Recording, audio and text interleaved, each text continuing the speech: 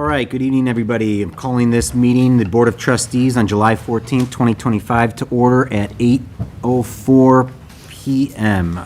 Clerk Lockett, roll call vote, please. Yes, trustee Alfano. Here. Trustee Cordova. Here. Trustee Constantos. Here. Trustee Kozar. Here. Trustee Kumar. Here. Trustee Sabri. Here. And Village President Kevin Patrick. Here. If we could all rise for the Pledge of Allegiance. I pledge allegiance to the flag of the United States of America and to the republic for which it stands, one nation, under God, indivisible, with liberty and justice for all.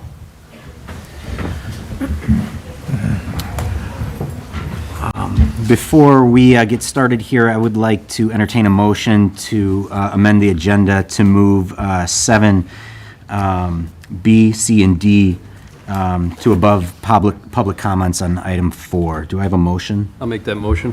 Motion by trustee Kozar, seconded by trustee Consados. Voice vote? Yes. Voice vote.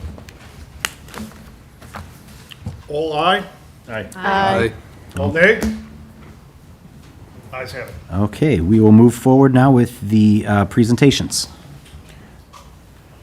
Chief Todd Kubish, you have the floor to address the board, please. Good evening. I have to say that I'm very excited about tonight. Manager Rivas told me that promotions is the best thing to do, and we definitely have two great candidates that are receiving their promotions today. First of all, Officer Franks. He's going to grab the flag and bring it down real quick. And Sergeant Savara, soon to be Deputy Chief Savara.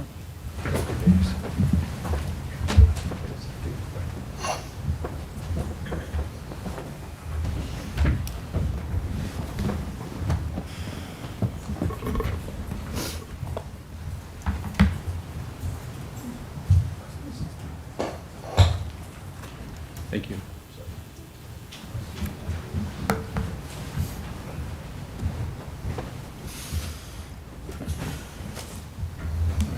So this is Sergeant Savara, soon to be Deputy Chief Savara.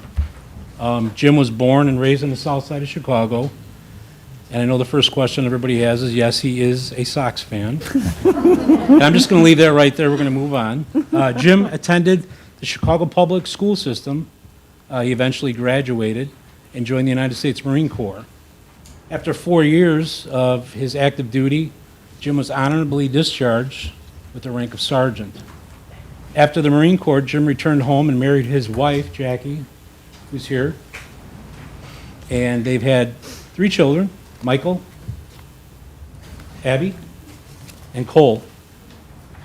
Prior to starting his career here with the PD, he worked as a correctional officer at Statesville, which I believe President Patrick, you worked there as well, too? I did. Absolutely outstanding. So in 2002, Jim was hired as a police officer in the village of Villa Park. Over the last 23 years, Jim has been a patrol officer, a tactical officer, detective, a member of the NIPAS Mobile Field Force. And if people wonder what that is, when you watch TV with the rioters, the officers with the mask on, the riot sticks, all that apparel to make sure you don't get hurt, that's who Jim is. He's hardcore. He's a solid guy. I mean, he is. He's a stand-up, solid individual, and he's got a very good base to him, okay?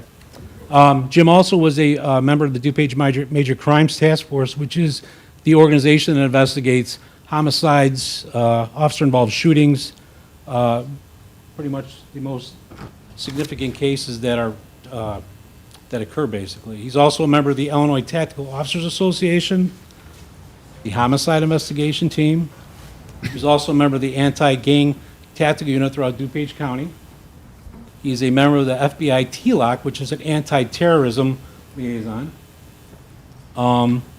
He's also a member of the Merit Management Team, which is when we have an incident, other towns have an incident, and there's a lack of resources, Jim and his team respond, and they coordinate everything, whether it's the press, more people, staging areas, I mean, you name it. I mean, it's a huge responsibility, and it's a huge benefit to us to have him on that team as far as a resource for our department. In 2017, Jim was promoted to sergeant. 7 years later, he was promoted to the department's first training supervisor. And that was an easy choice because Jim, at the beginning of his career, even as an officer, became a range officer and started training active shooter. What's that, right? He knew. He started training our officers on active shooter response, first aid. He also started the Green Team, which is the warrant team within our department. So when we have a high-risk warrant or anything of that nature at that point, before merit, these officers involved in the squad would go out and serve the warrant. It's kind of like a SWAT, but not a SWAT. So he came up with that whole program as an officer, not even a sergeant. So it was pretty impressive. He is also a certified use of force expert by Force Science, which is a big deal. I mean, he's been to several weeks of class for that. And recently, he graduated from Northwestern Staff and Command. That was in May of '25. Jim has a wide range of training, expertise, and is a proven leader within our department, as well as other law enforcement agencies in the area. He's well-known, he's well-respected. And since knowing Jim for 20-something years, which I don't want to say because that makes me feel old, I've always known Jim to be the highest moral compass. He has a lot of compassion for the people he works with, as well as the people in the community. And as chief, I have great confidence in knowing Jim will continue to serve the department as well as the village in the way he has for so many years. So I am extremely proud of you today and all your accomplishments, and I congratulate you and your family on this promotion, because not only have you deserved this, but you've earned this. So, Mr. Clerk, if you would please. Absolutely.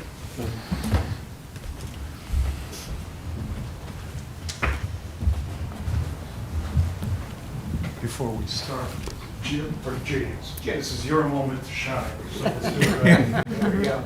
Let's do it right. All right. Right hand up. I, Jim Savara, I, Jim Savara, do solemnly swear do solemnly swear that I will support the Constitution of the United States that I will support the Constitution of the United States and the Constitution of the State of Illinois, and the Constitution of the State of Illinois, and I will faithfully discharge the duties of, I'm sorry, and I will faithfully discharge the duties of Deputy Chief. Thank you.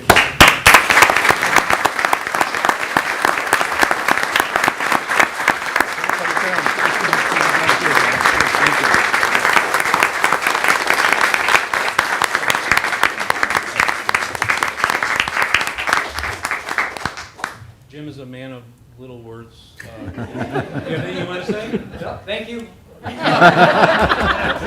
That's why we like Jim. He's not, we like to just get straight to the point. All right, so thank you. So now, Kevin, do you want to take a picture? We're going to do it all. was there something? No, sir. Oh, keep going. Now, we have another promotion, which is Detective Heyman, soon to be Sergeant Heyman. Eric was introduced to the Villa Park Police Department in 2003 as an Explorer Scout. And I happen to be excited about that because that's how I started. So now it is called the Cadet Program, which Eric is the lead coordinator involved with that, correct? Eric graduated from Glenmar East High School in 2007. After that, he attended Western Illinois University, where he earned his bachelor's in law enforcement and justice administration in 2010. Soon after graduating college, he was hired by Villa Park as a part-time police officer, where he attended the part-time police academy, and obviously he graduated. And you know, the part-time officers are really good for our department because it lets us gauge the officers and their abilities, strengths, and weaknesses. And in 2012, Eric applied and was actually chosen to be a full-time police officer here at the police department, and I think it was a good decision. I think it was good. He's done a really good job. In 2013, he married Jordan, and they've had 2 children, Zach, who's 7, and Maddie, that's 10.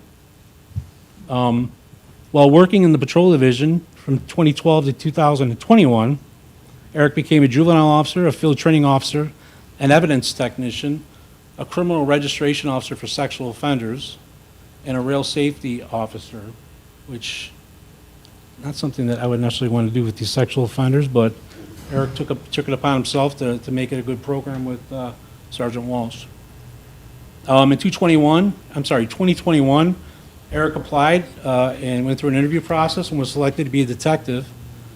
During his time in the detective division, Eric was a merit evidence tech for major crimes, so that was kind of similar to what Jim was involved with, but he's out processing the scenes for those same events, which, as we all know from TV, is pretty important.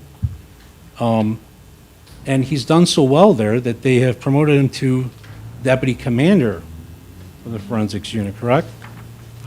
So that's pretty impressive right there. Eric also, while in the detective division, was certified as a forensic examiner, which is basically when we have a cell phone for a case, a computer, he takes out that information and then processes it for either the investigation or the actual prosecution.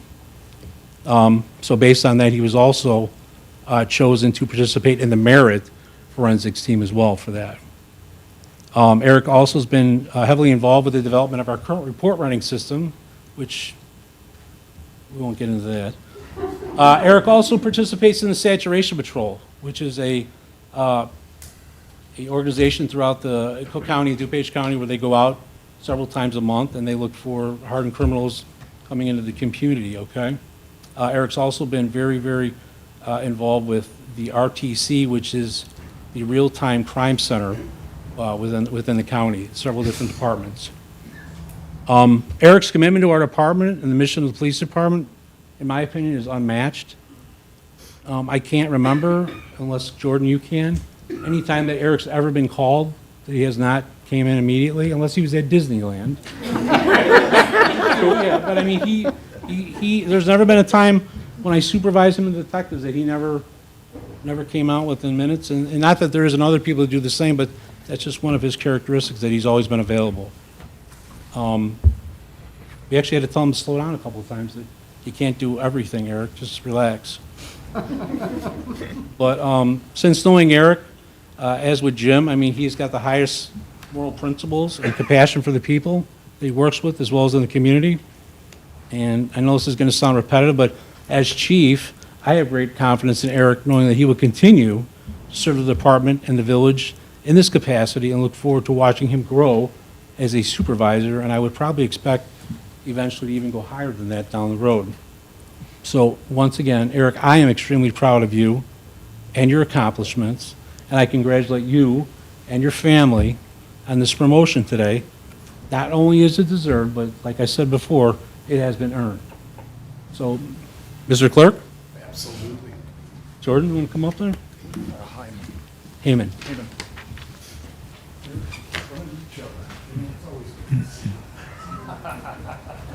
All right. All right, Eric Hyman. Eric Heyman. Do solemnly swear Do solemnly swear that I will support the Constitution that I will support the Constitution of the United States of the United States and the Constitution of the State of Illinois, and the Constitution of the State of Illinois, and I will faithfully discharge the duties of and I will- Sergeant. and I will faithfully discharge the duties of sergeant.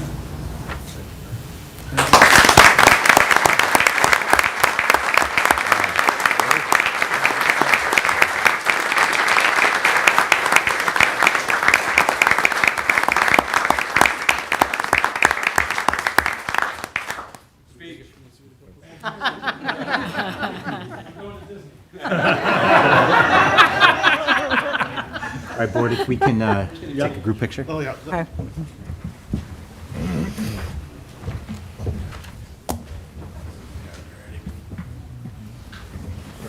No, you're fine. It's these chairs.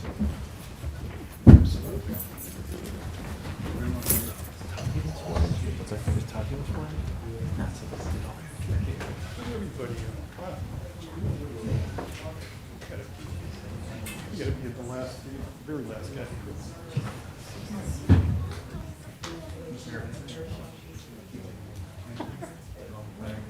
It was nice seeing you. Really fast.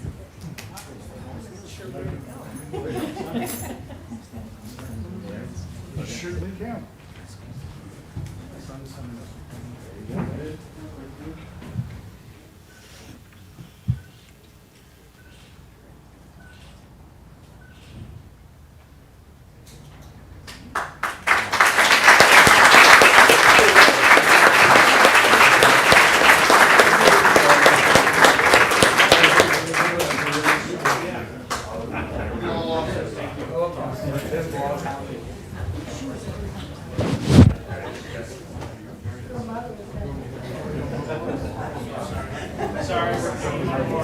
Yeah. All of them. All of us or just? No, just the police.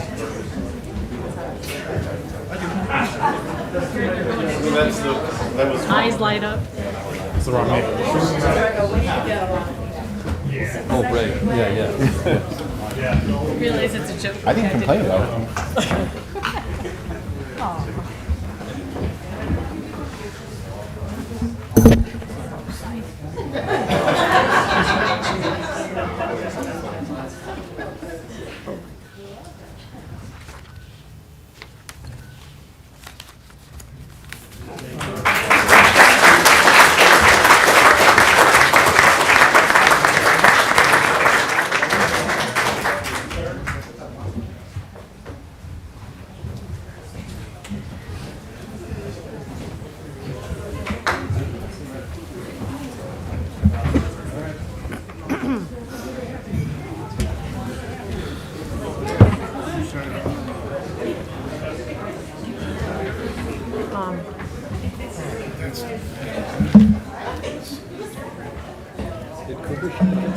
I wanted to add something on. There's a sickness, so we wanted to postpone. Back to that.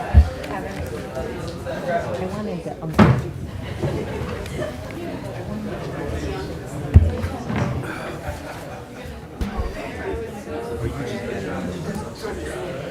Yeah, just saying. thank you. To clarify why the show this one. All right. I'm just saying that it will be done at a future meeting. Yeah, we can say that.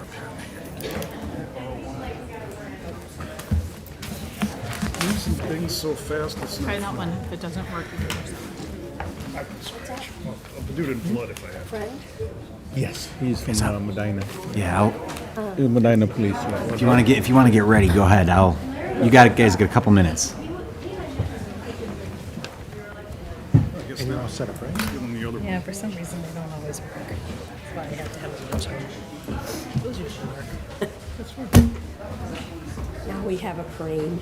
My teachers have to work. Error. Oh, of course. Who made the crane? Mary's a rock star.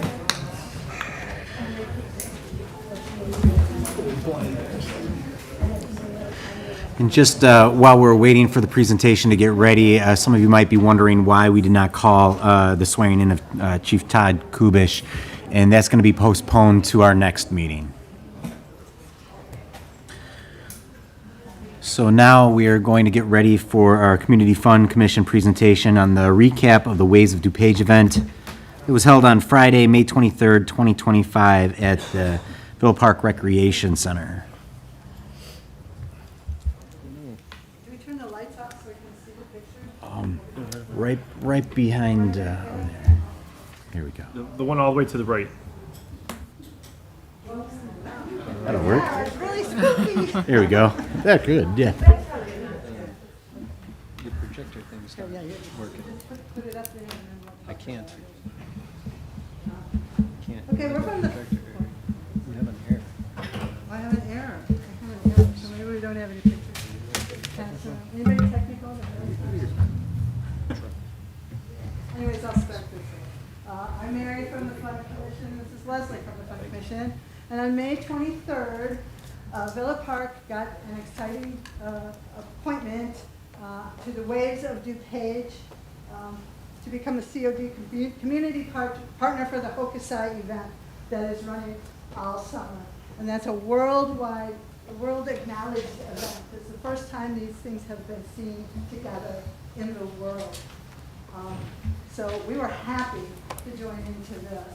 And if we get the pictures, there'll be a map of all the towns that were selected, or not selected, but joined in.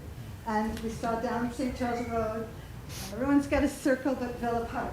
And I said, well, that cannot be, we have to get in on this. So with some help of village people, we got, village YMCA, we got into it. So we'd like to thank, first of all, Riley Pillar, I guess it is, and she's not here because she had a baby, I hope by now, on her due date. But she's our communication specialist, and she really helped work with the COD to get us in this program. Gina Raccanelli helped a lot from Parks and Rec with Sue and Judy, and we got this going now. We're starting.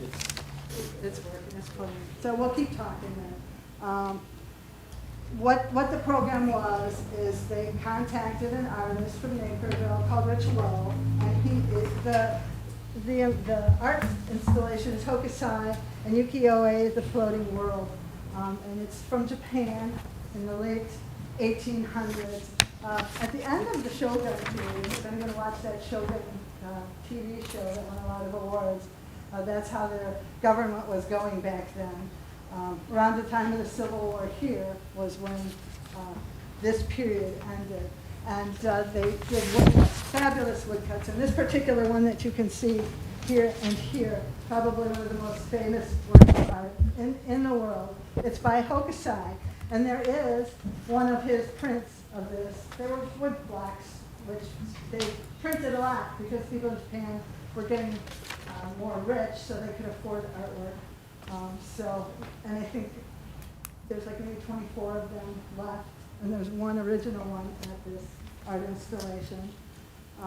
So they had an artist to we picked our building, which was our new rec center, for 21 towns in DuPage County. It's called Waves of DuPage. That picked their highlight building, and this artist made a banner in that type of artwork, a ukiyo-e.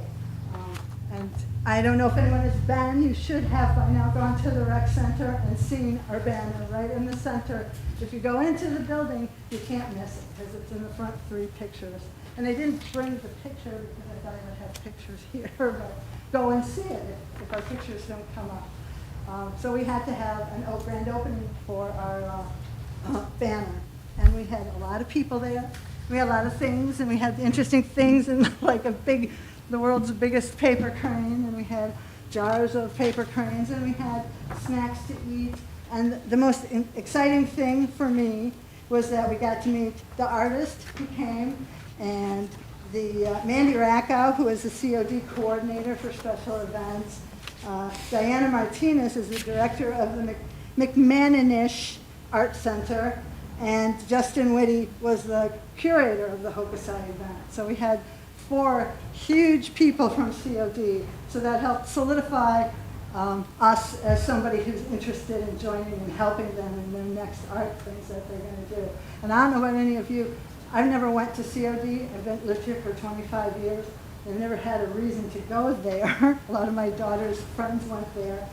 But after my daughter graduated from Lake County, the next week I went to COD and I went, oh my goodness, this is the most wonderful place. It is such a feather in our caps to have that be a DuPage COD for us. So I would like to thank Trustee Alfano, President Patrick, and at the time Manager Harline, who helped spur it on and supported me when I was the only one that was like, let's do this because it's cool. I'm sorry we don't have any pictures, but maybe we'll see them later. That's about it. This Hokusai is everywhere. We've seen banners, what did I say, banners? Billboards on 83, the electric billboards. Indiana. That I've flashes. seen She saw one in Indiana, at Morton Arboretum. You can get tickets at Morton Arboretum, so they have a big billboard there too. So this event that our banner was supporting has things for the entire family. There's a room that's just all black and white, so that you can pretend you're in a manga, comic book. And there's kids' rooms for making paper cranes, and there's a streets of Japan that you can go through with people doing their everyday jobs. And of course, there's the artwork. Anyone who loves art, and anyone who loves this art, can see more from that artist, and an in-person one of that. And I don't know if you're looking around, but there's things everywhere, especially online. A lady came in a dress that had the wave on it. This is the last thing I found, was Hokusai Band-Aids. And I found these just at Target just a couple days ago. So that's from the Met. I wish we had the pictures, but, I'm 99% there, but that's okay. And I would like to thank, we had some coloring pages, and we have a game. Well, slow down a second. I'm really nervous. I know you are, but breathe. They've- Some people they've may not sat- know what a crane is. Do you want to sat so explain long. what a crane is? Well, everyone knows paper cranes. Not everybody knows. Well, it's full. They're usually normal, and there's a theory or whatever, I don't know what. That if a person makes 1,000 paper cranes, the upper echelons will grant you a wish. So there's a story about a little girl who was caught in the bombing of Chinese town that we bombed, but she tried to make 1,000 paper cranes because she got ill, and when she did pass away, her friends kicked in and made all the rest of the cranes for her. So it's a very touching story. Hiroshima, so I'm not good at this, but How many cranes do you have at home? And at your- I've made more than 1,000. I just have. That's not the point here. I also wanted to say it was really cool that Kyle Schnittler from the Chamber of Commerce, he's in charge of the big scissors. If anybody ever has an event, needs the big scissors, he will bring them in a little violin case. It's kind of exciting. What else is on my list? I think that's it. The matching game. There's some coloring pages and a matching game that you cut apart and match the pictures of things. And graphics arts right down in St. Charles Road. They printed those for us for free, so that we really appreciated that. And I guess, without the pictures, I'm not the best talker, but it was really an exciting event, and I'm hoping that everybody will try and get to COD. It's in Glen Ellen, I believe. It's right off of Roosevelt Road. It's very easy to get to, and it's worth it to see it. It won't take but maybe 2 or 3 hours. You get a little passport book, and there's a stamp that you can stamp on every section that you go to. So you'll have a little memoriam of what's going on. And this was so much more fun than the cicadas last year. I don't know about that. Every time the cicadas sing now, and I miss them. I miss their brothers and sisters.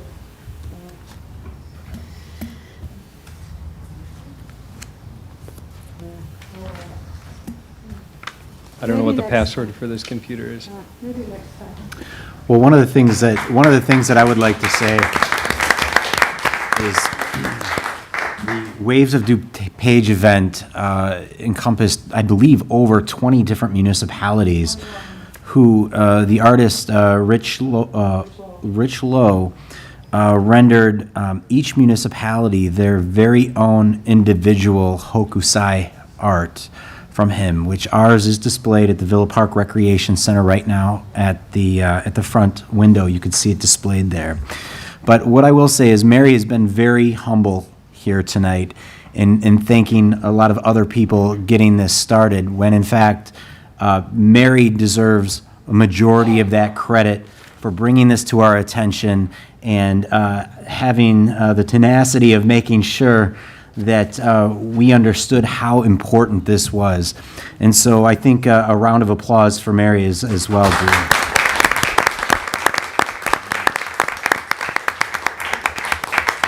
I do also know that July 29th from 9 a.m. to 11 a.m. at COD, they will be still having the exhibit there for you to be able to see.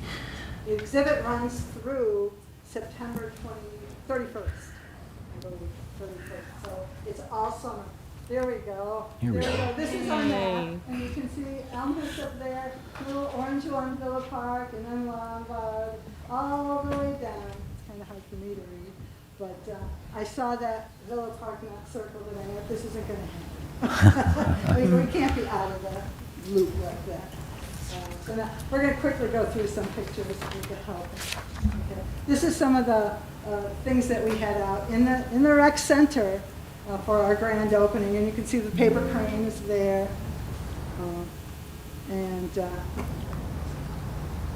Oh, just hit the arrow. Actually, just go use the arrow. Yeah. Arrows and go across. Go down, Yeah. arrow down. I'm Nope, sorry. up there. There you go. There's the banner. And this is the fun commission that came in the front there. There's the big scissors. I started to see him walking around with that case. That's what it's holding. Ready? Yep. That's the matching game. So it's on a thick cardboard, and so you cut those apart and flip them over, and there's a Hokusai logo on the back, and the kids can play the matching game. And we are going to be at National Night Out on August 5th, I believe. There's a Tuesday at Cortese Park, probably in front of your business on the side. And we'll have copies of this and the coloring pages there for the kids to come and pick and take home with them. Oh, there's part of the coloring pages. The wave, I think we had a geisha girl, and one of the big fish flags, Korinobi they're called. We had a drawing for a Great Wave Lego kit, and that's Jackson. Sadly, he didn't win. Nope. So, there's just some of the food and some things. His basic idea was we have a photo op that we've created a stand for. It's really kind of cool. So that will be at the. There's a picture of someone in front of it. There's me with the big scissors. They gave me the big scissors and they took them away very quickly, but I did cut the cord. These are the people that I told you about, Justin Whitty, and there's Mr. Patrick, and there's Diana, who's the director, and Mandy, and there's the artist, Rich Lowe. So we did have good pictures. There's a family in front of the photo op, so. And there's our building, with the inspiration, and there's the banner, without people in front of it. And that could be the end of it, so there, we finally got to see all the pictures as real as it is. So I just pulled this out. Okay. So I guess that's it. It's not the best day to be, oh no, Leslie wants to say something too, I'm sorry. Yes, About the Fun Commission. we have some housekeeping real quick. Right now, the Fun Commission are going around and we are looking for houses for our landscaping awards. So if you see some crazy old ladies standing in front of your house taking pictures, that would be us. The awards will be presented in September. And hopefully, if you win, you come here and we'll have some nice prizes for you. And then number 2, you do not need to be on a subcommittee for this, just so you know. But we are going to be having our 3rd annual Autumn Jubilee, October 18th on a Saturday. And this year's theme is Follow Me. We are looking for volunteers. We do need volunteers to pull this off. The whole idea is to have the entire prairie path from Villa down to Summit filled with vendors and food and activities. So it's going to be a really fun day, and any help that we can get, that would be terrific. Our next board or our next commission meeting is next Tuesday, the 22nd, right up here at 5:30. We'd love to see some of you come and join us. And that's all I got. I'd like to make the point, real quickly, that you don't have to be on a commission to help with a commission. You can come to the meetings, there's an agenda just like this meeting, and you can look and see if there's anything you're interested in helping with, and you can go to the meetings and not be on the commission and still help. So, thanks for listening. Thank you. Thank you.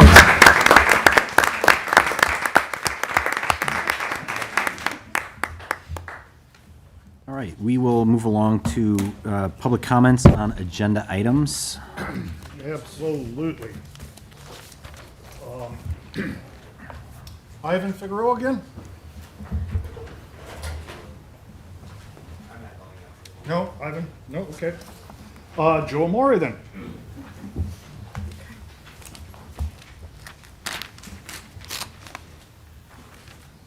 Good evening, Joe Amore, 309 East Maple. I want to speak on item 13C, authorizing payment to Civil Tech for progressing the Great Separation Project and considering putting in a vehicular bypass at Ardmore Avenue with a side consideration of the Metro station getting a pedestrian underpass. Civil Tech makes their money by doing studies. They're going to study the heck out of this. We've already paid them once to give us their recommendations, and now we're going to try to authorize $997,733 so that we can study again what we already know will probably not work. Ardmore Avenue, it will not be a candidate for any kind of major money from either the state or the feds. I see these projects going on all the time. You can't put a big amount of money into a road that basically goes from North Avenue to Roosevelt Road and then flows into neighborhoods and dead ends. However, the pedestrian underpass, something that we've been seeking after a year, would be the recommendation to serve our commuters, to make it safer passages, especially for people who get stranded by the train, they can't get across to get to their car at the end of the day. These projects are immensely huge.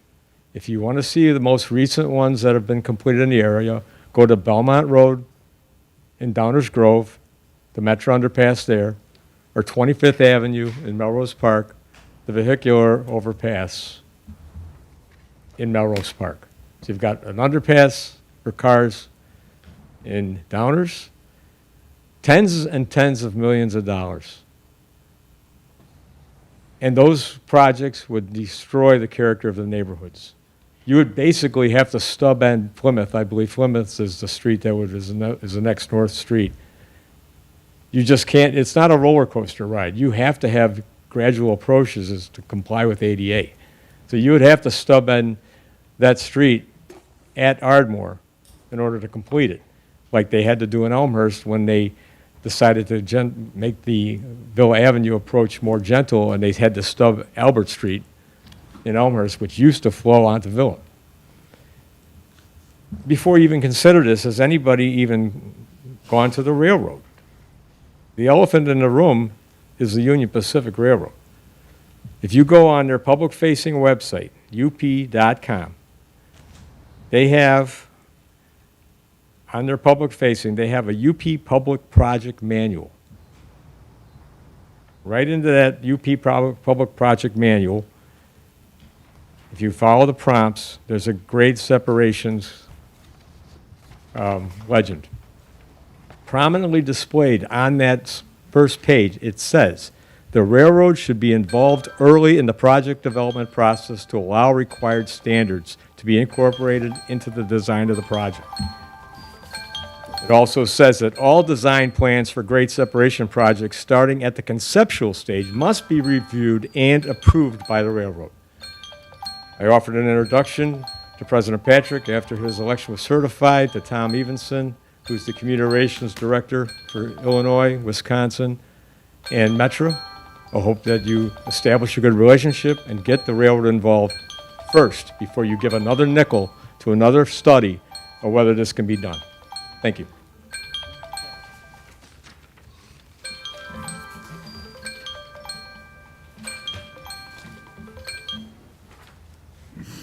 Apologize. Christine Murphy.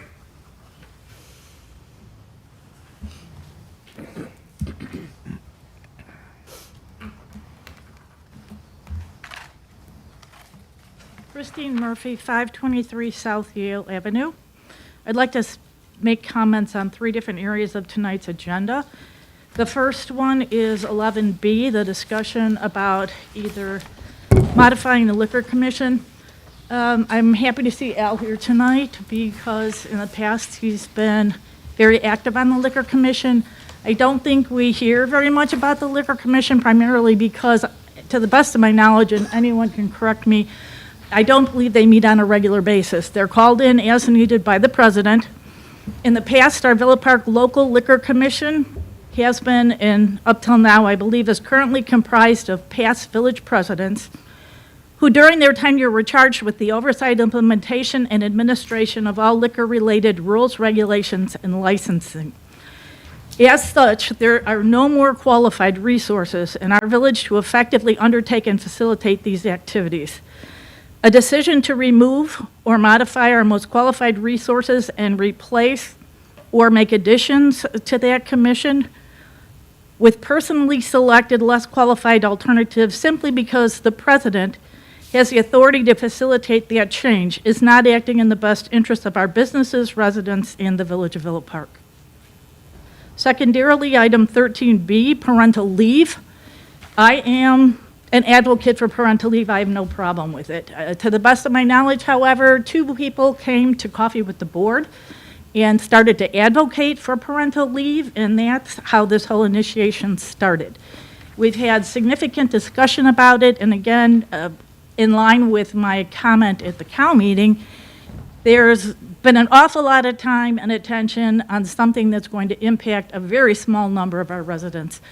I would like to get past the parental leave, have everyone be in agreement with it. It will be wonderful for those few people who need it, and move on to something that positively impacts more of our residents along with the village. And I'm going to throw in a third one that somehow I believe is in the muck and mire somewhere. And that was a proposal or discussion about the role of deputy president.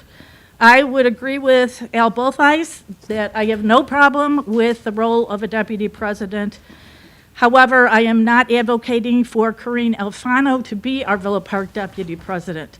The next person in line for that position would be Trustee Deepa Kumar as the next most senior trustee, and without a doubt, the most qualified person to do that.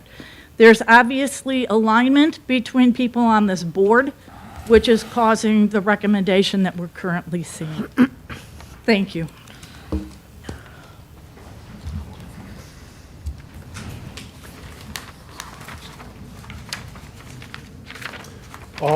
That is all the comments on the agenda items. Comments on not agenda items is Judy Worley. Judy Worley, 625 East Van Buren Street, and I just wanted to say that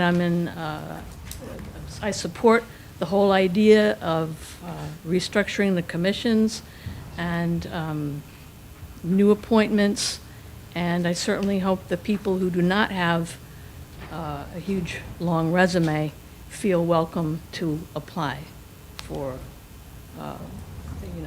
their positions on the commission. So I think it's exciting. The time is going to be, the turbulence is coming, and I think if our new president thinks it's what he needs to do, then I'm 100% behind him. Thank you. Thank you. And last on this is Leslie Allison, and I apologize for the last name already. CI. CI. I married him anyway. There you go. Hi, Leslie Ellison, CI. I just wanted to address the fireworks that we had around the 4th of July. 4th of July used to be my favorite holiday. I would actually make a turkey because I only have turkey at Thanksgiving, so I would start the day preparing a turkey for my family. We'd have a wonderful day swimming and hanging out together, and then in the evening after we ate the turkey, we would either go to Lombard or we'd go to Oak Brook, where we would all sit on blankets and watch the fireworks. That was wonderful. And then we came home, and you waited until the following year. This now is my worst holiday ever. And I can say that I think people with PTSD, veterans, and animals would have to agree with me. It's not one day anymore. It goes on for weeks. This past weekend, they were still going off. And if they were the pretty ones that go up in the sky and there's something to look at, maybe I would accept that, but it's not. It is these booms, these flashes of light that scare the hell out of me, as well as my animals and as well as my family. So I'm hoping that we could have stronger enforcement of this. I know of 3 houses right around my house, or right around my home, that I could definitely go and knock on their door and tell them nicely to stop, but that's not my place to do that. I'm wondering if we couldn't use the drones that we do have flying over Villa Park currently to, especially in the evening, where you see these lights going off in people's backyards or wherever. Typically, it isn't just one. If they're going to do it, they're going to do it a couple of times. And, yeah, I'm just hoping that maybe we could do something about this, because it's getting worse, not better. I know of 2 fires that took place on July 4th evening, one in Lombard that burned down a garage. There was another incident here in Villa Park that may or may not have happened, but it started on the roof. So it could have been fireworks. So I hope the board takes that into consideration, and I look forward to a quieter July 4th next year. Thank you. And that is it for comments. Oh, sorry, I didn't get signed in because of the crowd.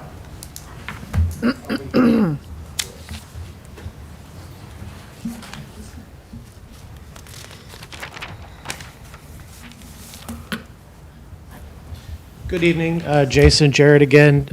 Turns out I'm passionate about land use, so I'll keep this quick. Just a few points from the meeting, because I know I have your attention undivided at the moment. There was a mention of getting new members on commissions. I just remind everybody that our commissions all have terms.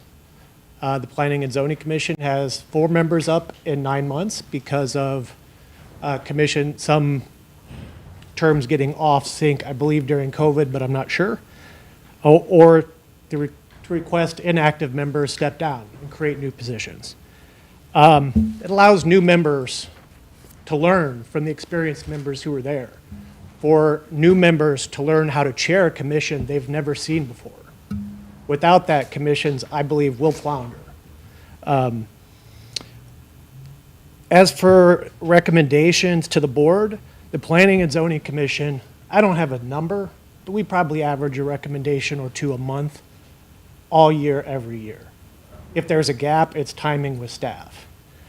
We don't make recommendations for support from the board generally, because we have strong support from staff liaison, and in the past, we've had strong support from usually our president, but our board liaison. Trustee Constados asked if it's normal for there to be separate commissions. There are some, but it's not common. They're becoming combined more and more. Chicago does have one. Their zoning board of appeals hears only variations and special uses. I'm before it every month. The agenda starts at 9 a.m. and it usually finishes at dinner time. So they have a need to split their commissions. You mentioned Winnetka, President, excuse me here, I'm a little nervous, President Patrick. They do have several commissions. I was involved in a project there, One Winnetka, look it up. Their approval process for that project took years, and it went bankrupt. It was roughly equivalent to Ecoterra. It was ultimately approved, but not before the developer went bankrupt from carrying the property for years and paying experts. Finally, I would say that Village Attorney Morton mentioned that there would be no meetings, no need to have meetings before the 2 separate commissions. But I would point out that the village staff memo dated June 23rd says the Plan Commission will not hold any hearings on development proposals, but commissioners will review applications and provide their own recommendation to the village board. The ordinance itself and powers and duties of the Plan Commission says to evaluate development proposals for the purpose of ensuring they fit the village's planning framework, contribute positively to the village strategic goals, and address traffic, bike, and pedestrian safety. Just to finish up really quick, I set up there as the chair of the Planning and Zoning Commission, but my career is made on this side of the dais. In looking at split commissions and how to attack those as an expert is what I do. I cannot recommend anymore that splitting the commissions is not wise. If you want to get more people involved in planning, by all means, but I would recommend specific task force, like the Bike Pedestrian Transit and Bike Pedestrian Transit Subcommittee, or similar, as a way to expand and give other people roles who can learn from the more senior officials on the existing Planning and Zoning Commission. I will leave you with that. Thank you.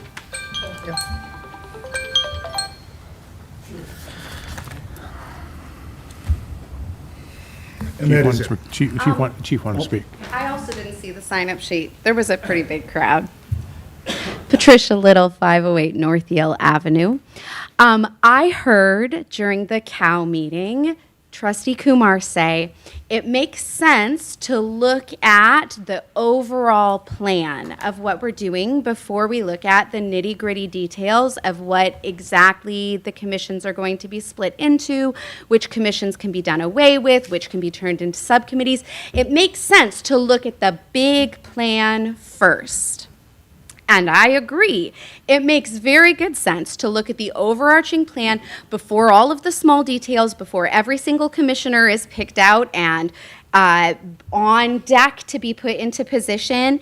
And listening to the committee of the whole meeting where it kept being redirected back to we need to talk about these specific details instead of talking about the overarching picture was very frustrating, because it's clear that you as the president have come in with a big overarching picture of what it is that you're trying to do, but you're not allowing the other commissioners to address your overarching goals. You're not allowing those overarching goals to be seen in the light of day. You're trying to push them through the details. And I think that's dishonest. And I think if one of your kids tried to pull those shenanigans with you, you would certainly call your kids out on it. And when you come to us and say, this is transparency because we're talking about it now, but we're not talking about it like that, and we're not talking about it here, and we're not talking about it in this way, I feel frustrated as a resident of your village that you're being dishonest, you're being backhanded, and that you're trying to push something through without allowing appropriate discussion. So I would just like to encourage you and the rest of the board members to actually discuss the overall plan rather than shoving things back onto small details, rather than telling them they're wrong for speaking about the entire project, rather than redirecting and saying what we're talking about now is specifically for E, for B, to look at the big picture and bring that out into the open. Yeah. Thank you. Thank you for your comments. It's how agendas work. Chief. Yeah, regarding the fireworks complaint, I'd like to say that we only received 13 calls for fireworks on the 4th of July. But what I've been telling residents, which I would strongly urge you to do, because I also am a resident and I agree 100% with you, the big booms, it drives me absolutely insane. Call the police. And, keep in mind that it takes us several minutes to get there, so I'm sure you get this. Somebody lights off one firecracker and they wait 4 minutes, 5 minutes, and then you do it again 15 minutes. So you might have to call several times, which is okay. Call as many times as you need, and I would strongly recommend you to tell your neighbors and your friends, if people are doing this is a nuisance, and we're making arrests. But you also, sometimes people, they want to remain anonymous, so we'll get a fireworks complaint in the 400 block of South Ardmore. It's a big area. So when you call, or when anyone calls, if you can give a little bit more information, and if you have to call multiple times, that's okay. Don't automatically assume that we showed up and we didn't do anything because we didn't want to. We might not be able to locate that person. So if people are blowing off fireworks, call 911. If you're not satisfied with the service, call the sergeant. If you're not happy with that, then work your way up. But we are definitely enforcing fireworks, and I am a resident, and I don't appreciate it either. So does that make sense? Okay. Absolutely. Anyone else? because it is absolutely terrible, and I agree with you. I hate, just because of that reason. It should be fun for a little bit of time, and it should be over. Thank you, Your Honor. Thanks, Chief.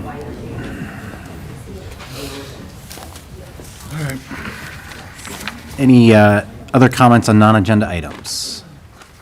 Non-agenda. Oh, wait, I mean, we were...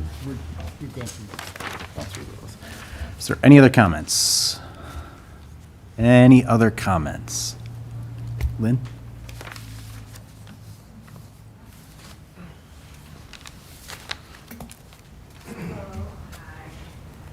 So my name is Lynn Smith, 2100 Ovaltine, and I'm a member of the Environmental Concerns Commission.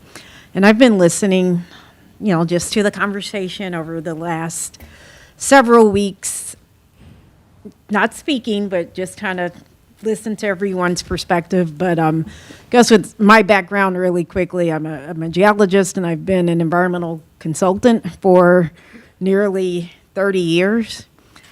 And I also have been asked to be a potential Garden Village commissioner as well, which, I'm honored to serve on either. But there is a difference between the objectives of the Environmental Concerns Commission and Garden Village. The Environmental Concerns Commission is a little bit more, and sometimes with environmental, people often just put it in the same big pot, right? But it's so many different disciplines within environmental. So what we focus on with the Environmental Concerns Commission is more with controlling, like with sustainability initiatives, and also when it comes to controlling potential contaminants that could be released. For instance, when we have the hazardous waste collections, like the clean sweep is what we call it. So where people are bringing in, whether it's paints or electronics or, various things, instead of them ending in the waste stream and ending up in the landfills, we're able to collect those. Same thing like with the cooking oil collections that we do, and all the other kind of set programs that we have throughout the year. Tabling, informing people, staying abreast of lead service lines. So there's set things that we do. And I've only been on the commission 2 years, and I've learned so much from, Bob Wagner, my fellow commissioners. I mean, I feel like we're a family. We're not just a commission, and we are also dedicated to the village and to our set programs. So just to conclude, I would just like to ask that the trustees really put some thought into realizing there's a difference between our mission of the Environmental Concerns Commission and the mission of Garden Village, and it would be great if they could work in unison in some kind of fashion, because we do, in 2025, we need something that focuses on the environment in that way. Thank you. Thank you. Are there any more comments? Any more comments? Are there any more comments? Okay, seeing none, we will move along to the consent agenda. I would like to entertain a motion to postpone items A, B, and C until our next, A, B, and C until our next stated meeting, when those minutes are corrected. I would make that motion. May I amend that to add D unless Susie is here tonight as well? Yeah, she's in there. She there? Susie is. Okay, then scratch that, A, B, and C. That's fine. A, I'll B, make and that C? motion. Okay. Motion, trustee Alfano. Do I have a second? Trustee Constados. And that can be voice vote, right? Voice vote, please. Voice vote? All aye? Aye. Nays? Motion is carried. Okay. So A, B, and C, 9A, B, and C will be postponed until our July 28th meeting. But we do have 9D, the bill listing for the week of June 16th, 2025, in the amount of $125,338.59, and June 23rd, 2025, in the amount of $627,275.49. Do I have a motion for the or for the bill listing? Trustee Sabri, do I have a second? A second. Kozar, second. Trustee Kozar. Roll call vote, please. Oh, I have discussion. I have Oh, I questions. apologize. Discussion first, yep. Yes, I have some questions. Yes. Can I ask? Absolutely. Susie, Let me go get her. thank you. Because it's, I don't think she can. Thank you.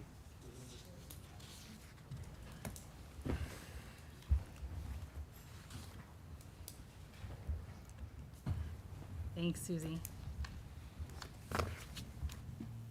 Hi. Hi, good evening. I have a couple of questions for you, and you may or may not have any answers.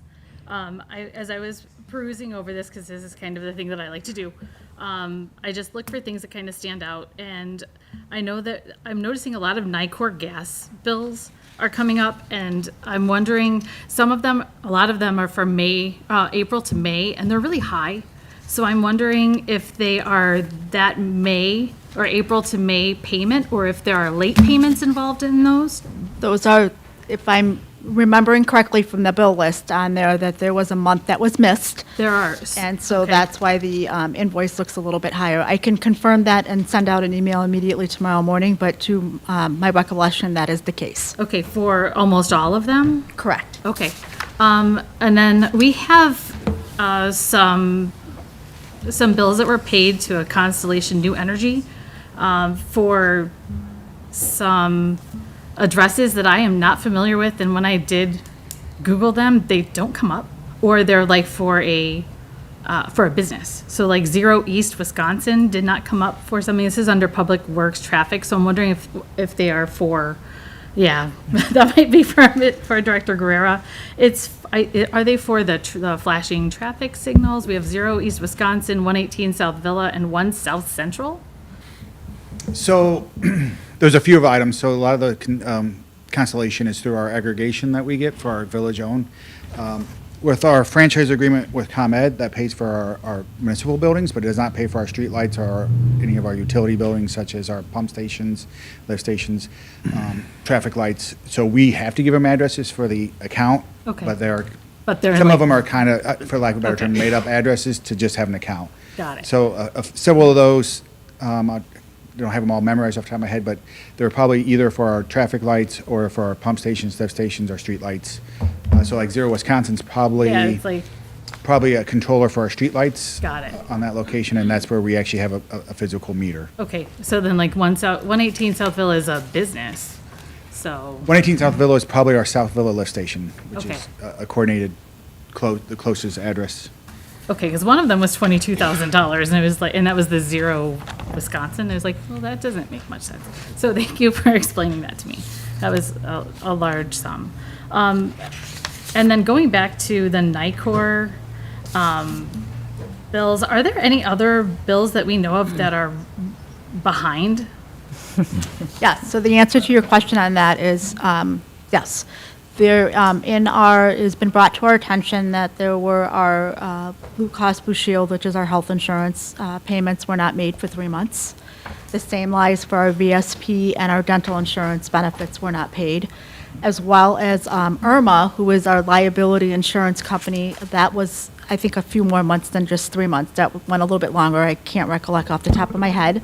So these are invoices that have not been paid by prior administration. So it's been come to our attention that if we didn't make payment, that services would be discontinued.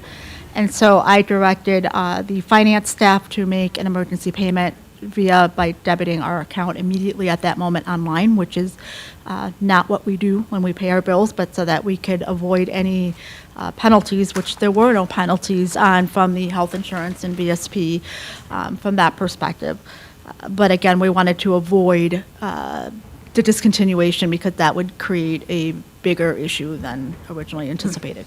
So the Blue Cross Blue Shield would be the health care for all of our employees? Correct. And then, can you explain what IRMA is again? So IRMA is our liability insurance company that we have for, our vehicles, for insurance for our vehicles for our employees, as well as liability insurance for anything that happens on village property and any of our claims that we have for various areas. Okay. And then you said dental as well? Yeah, so our dental insurance is also part of Blue Cross Blue Shield, as well as VSP, which is our vision insurance. So Okay. all of those employee benefits weren't paid, and they average about $325,000 to $350,000 a month. So being 3 months behind was just a little over $900,000, so just shy of $1 million that we were behind. So when you walked in, since you've walked in, you have found out that our Blue Cross Blue Shield of Illinois, our dental, our VSP, our IRMA, and our gas bills have been late. How about ComEd? Have ComEd been late as well that you know? That I'm not Look quite like sure it. off the top of my head. I'd have to look at that. And no other ones off the top of your head that you know of? Not that it has been brought to my attention or that I've seen. So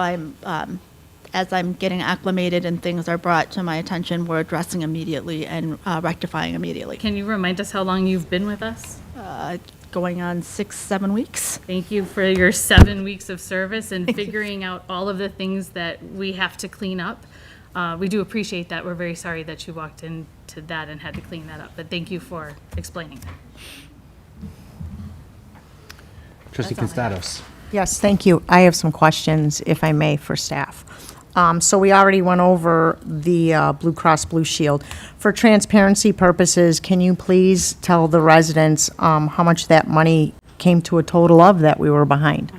It was a little over $900,000, so almost 9.25 that And we were behind. how much for the IRMA?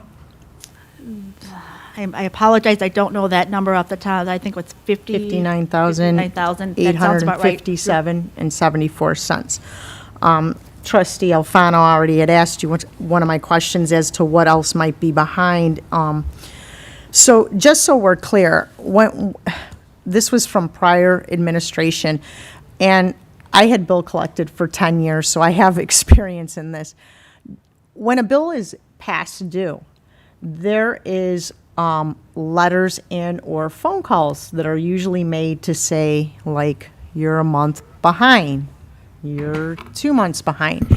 Can you tell us how many months we were behind for those? And do we know, was there any reach out that wasn't acknowledged, like letters or phone calls There to were, the previous and, administration? Correct. So that's part of what was brought to our attention was that the claim by the vendor was that they had sent out emails as well as letters and telephone calls, but those were sent to previous administration. So those of us that are here now were not aware of that until the vendor was persistent on getting a hold of somebody, since the original person they were not able to get a hold of. Kind of piggybacking on those invoices too, there was IRMA has an annual report that is due. It's not their revenue report. I'm trying to think of what they call it off the top of their head, but it's basically a summary that we have to give them at the beginning of the fiscal year that basically lists out all of our employee headcounts, our budgeted amounts, different geographical, numerical information. It's kind of a wide range of questions. It does take a little bit of time to, an effort to put into. We have to reach out to different departments to get some information from. However, this is something that's annually through IRMA, and that was sent out back in February, March to the village to get done and was due by the end of March, and that wasn't submitted. I had a relationship with one of the members of management there who knew that I started immediately with Villa Park and notified me and said, hey, we've been trying to get a hold of predecessors and nobody's responding. This report hasn't been done. So I jumped in right away and was able to get that report completed and turned over. They are, the penalty is $50 a day, and after 30 days, it's $100 a day. We are in conversations with them to waive that fee. So if they don't waive that fee, we're looking anywhere between $5,000 and $10,000 penalty for that report. But we have not, again, we're waiting for that invoice and trying to work with the vendor, explaining that there's been a transition and that those people that were here previously are no longer here, and that I immediately, as soon as that was brought to my attention, I think within a week, I got that report completed and submitted. I have a couple more questions, if I may. Okay, so when we say that the insurance with Blue Cross Blue Shield wasn't being paid, and that's our staff and whatnot, do we know of anything that has come back from those 3 to 4 months that were not paid? Because we're talking about like doctor visits, prescriptions.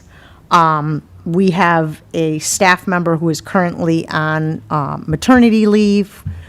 Do we know of any bills that could possibly come back to us to say like this was denied? That we could be looking at to we've try had to... employees reach out to us and have said, hey, I've submitted, I've gone to the doctor, I've gotten a bill that says, actually, they've gotten calls from their doctor's office that said, hey, your insurance carrier is saying that they're not covering you. And we've gotten multiple of calls on that. And we, because I directed the staff to go ahead and make that payment immediately once we were able to identify, I think it wasn't even that, it was in the morning, and by that afternoon, we were online, making an online payment for those 3 months that we were behind so that it would hit our bank account right away as an ACH, so Okay. that they would get the money right away and credit our account and take that freeze off of it and go ahead and pay those claims. So we have not only just was our employees, but also our retirees that have the retiree post-retirement benefits that have our health insurance too. Their claims were denied, and they reached out to us as well to say, hey, what's going on? Because my doctor's office reached out. So we have sent out a mass email to our employees letting them know that this happened, and who, if you get a call from your doctor's office, to let them know to resubmit the claim and that they will honor it.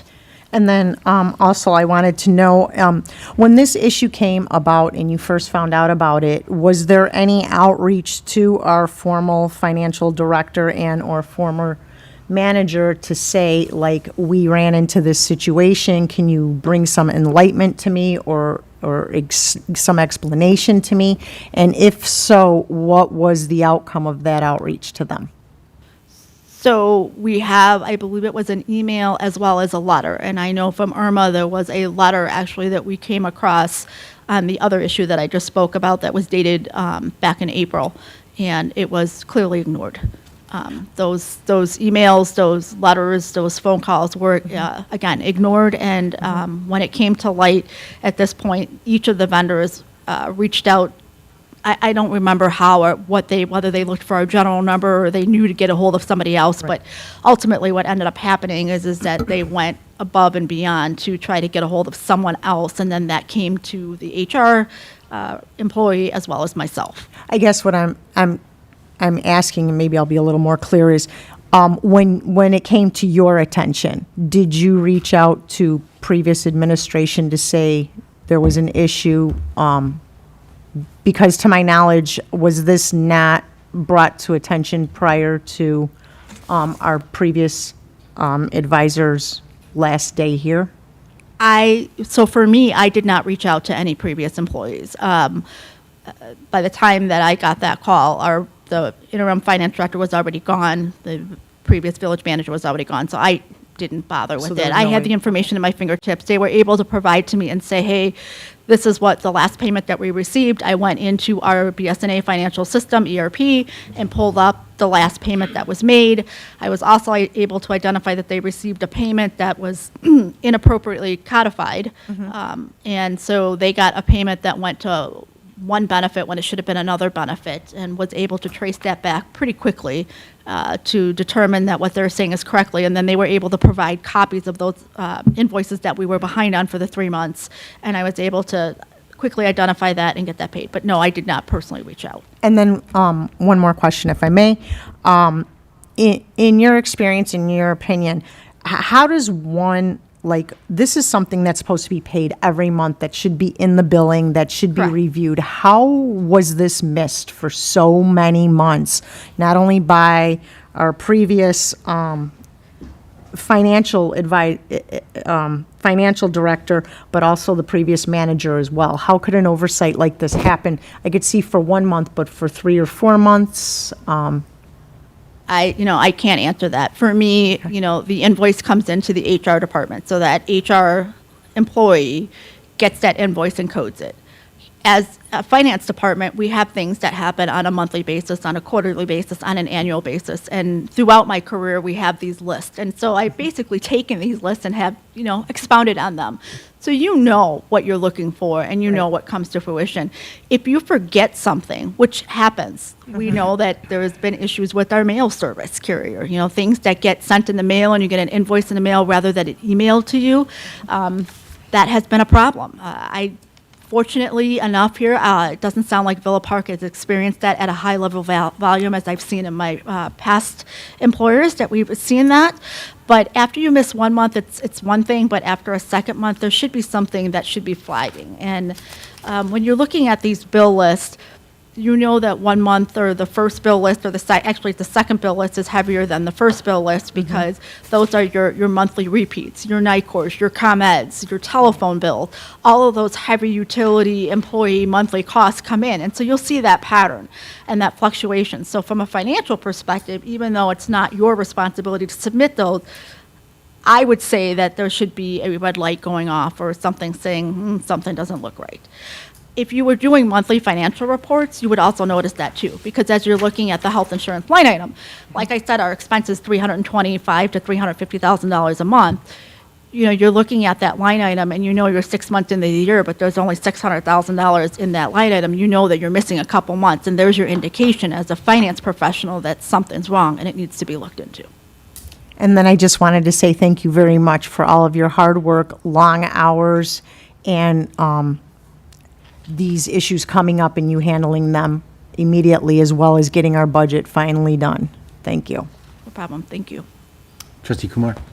Yeah, our budget's coming, I see, and there are also issues you said with reconciliation. We discussed a lot of this in our meeting because I've been asking a lot of questions as to payments with insurance. There's no real excuse for that. Certainly, insurance should have been paid on time. It comes through HR. Do these bills generally? These are HR bills. The question is where it came from, when it came to the finance director, whether it was paid or not. Are we changing the process by which all that is done now that you've entered this whole group situation? Because that is a concern, right? That is a concern if the bills don't come through, don't flow through. It doesn't give that red flag that you were talking about, and it doesn't get paid on time. And there may be outstanding bills and our budget, which is not clearly reconciled fully, that there could be things in the budget that haven't been paid on time, just like this, that can be issues or not reconciled in the right place, as we discussed, which can be a real problem for each of our sectors, each of our groups, if it's in the general fund and doesn't flow through to the other funds like we were talking about.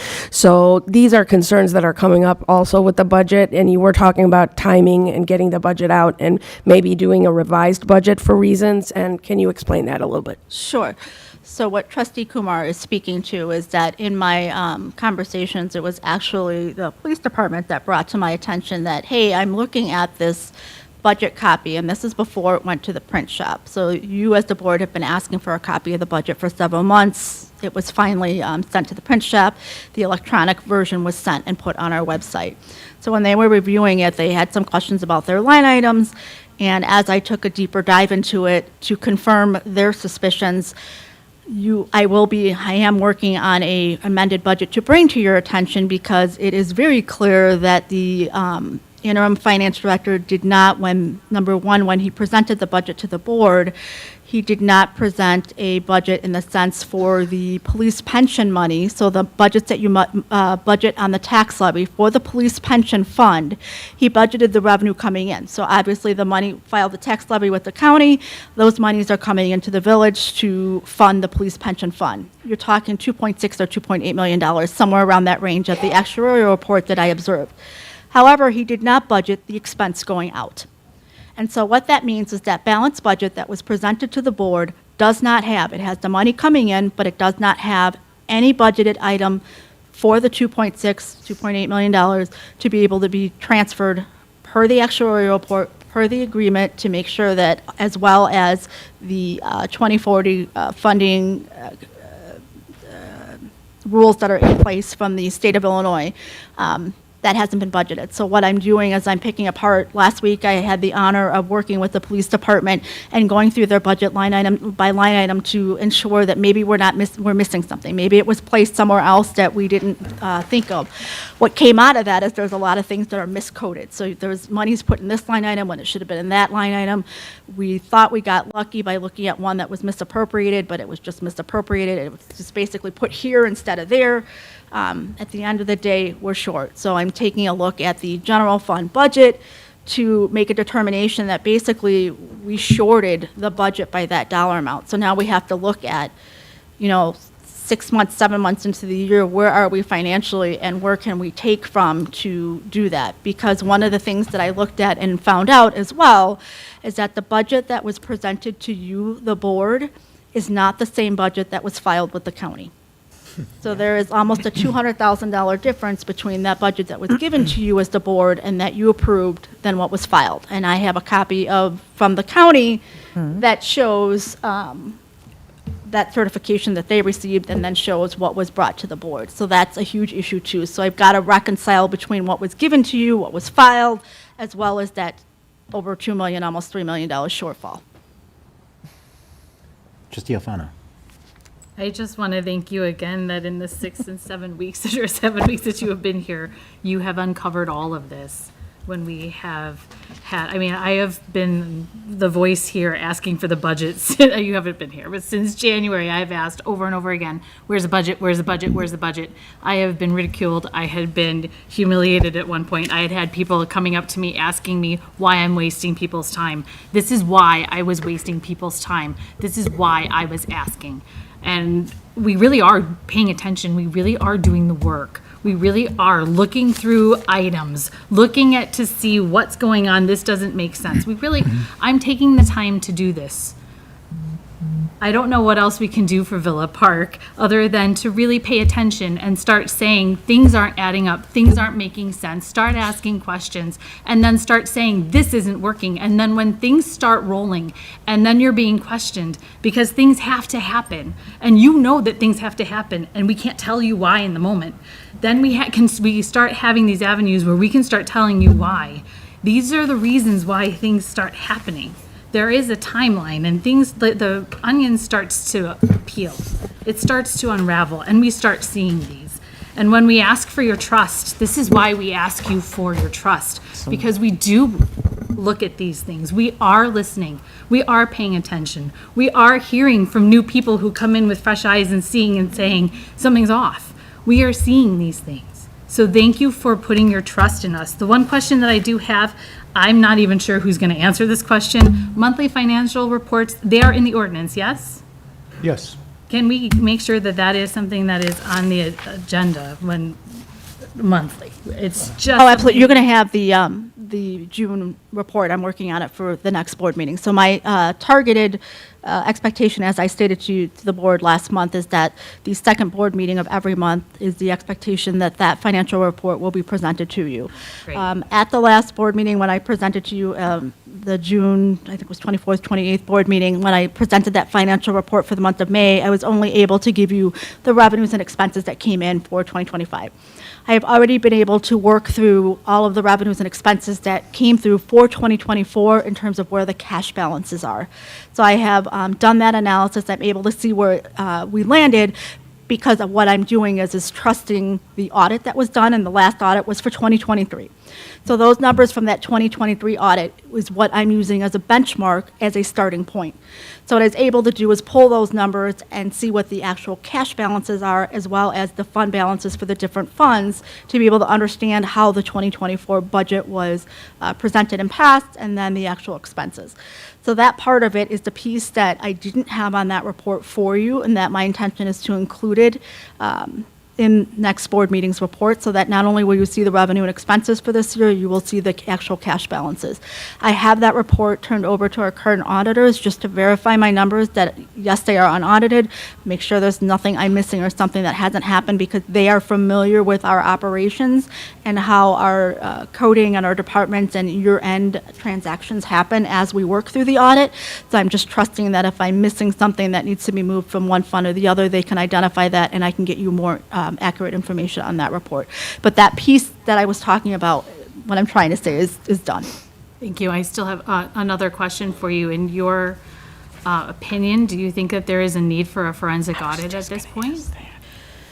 You know, I'm conflicted on that, because as what I look at the books, and when I look at 2023 as the last year that we had the audit come in, and I really have faith in any audit, because any auditor, so it doesn't, in my opinion, doesn't matter what company you go with.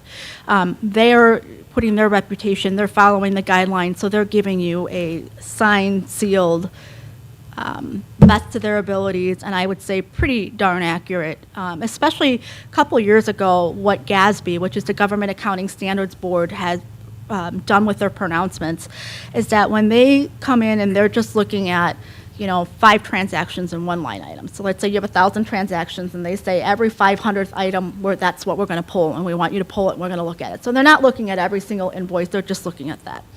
When they see one invoice that is a red flag, what they do now is that one thing that's off now, they are required to dig deeper. And so what I've seen in the last several years in my profession is that those flags have come up. And so what ends up happening is their field work, which is the time that they're in and they're doing their work, they now dig deeper and they're asking you for more information. And yes, it's a pain for us on our end as finance professionals, because it's like we want them to get in and get out, because we're still trying to get our day-to-day as well as get the year-end stuff to them.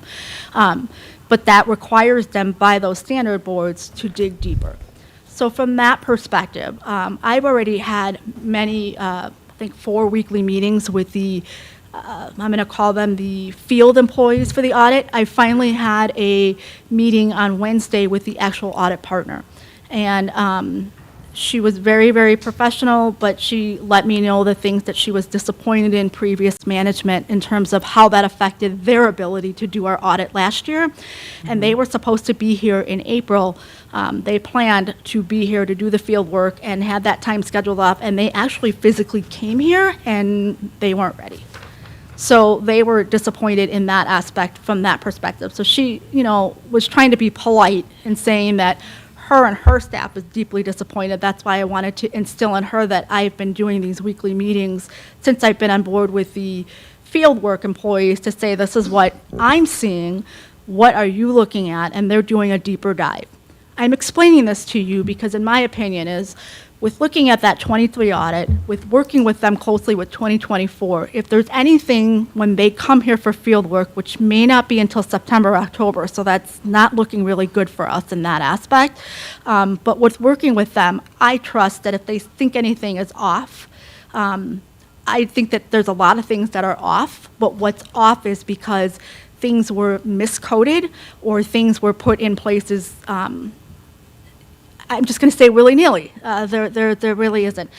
I think that maybe after the auditors come in at 2024, and if there's any level that I'm not comfortable with, maybe a department head or even the village manager, the auditors, then maybe we can come to the board and say that's the time to do a forensic audit because there's just something that isn't right. But I truly believe it was, I don't know if you want to call it laziness. I don't know if you want to call it lack of not caring. For me, I'm such a perfectionist, so it's really hard. Nobody holds me to a higher standard than I hold myself. And so to see this kind of work is, for me, it's embarrassing that I have to come to my supervisor or even the board and say, hey, I found this, I found that, because it's a reflection on all of us as finance professionals. Well, please don't be embarrassed, just be honest. Just be honest, we just want to know. Right, no, I understand that. Trustee Constados? Yes, thank you. I just want to piggyback a little bit off of Trustee Alfano and saying that, I know that a lot of us, some of us up here took some heat for the decision we made. And at the time we were making the decision, we couldn't say why we were making the decision we were making, and we got emails, and I know that in trying to email people back and not being able to give this type of information yet until we had the facts, just be patient with us. Please know that we're not sending you AI emails back. We're not avoiding your emails. We're taking time to search, fact find, fact check before we make decisions and give information. When everybody says transparency, that's what we're doing right now. We're giving you transparency. You may not want to hear some of it. And it's hard to swallow right now for all of us. And we don't even know if there's going to be more coming up, okay? I have every confidence in Susie that she will find anything and everything else that needs to be found if there is anything.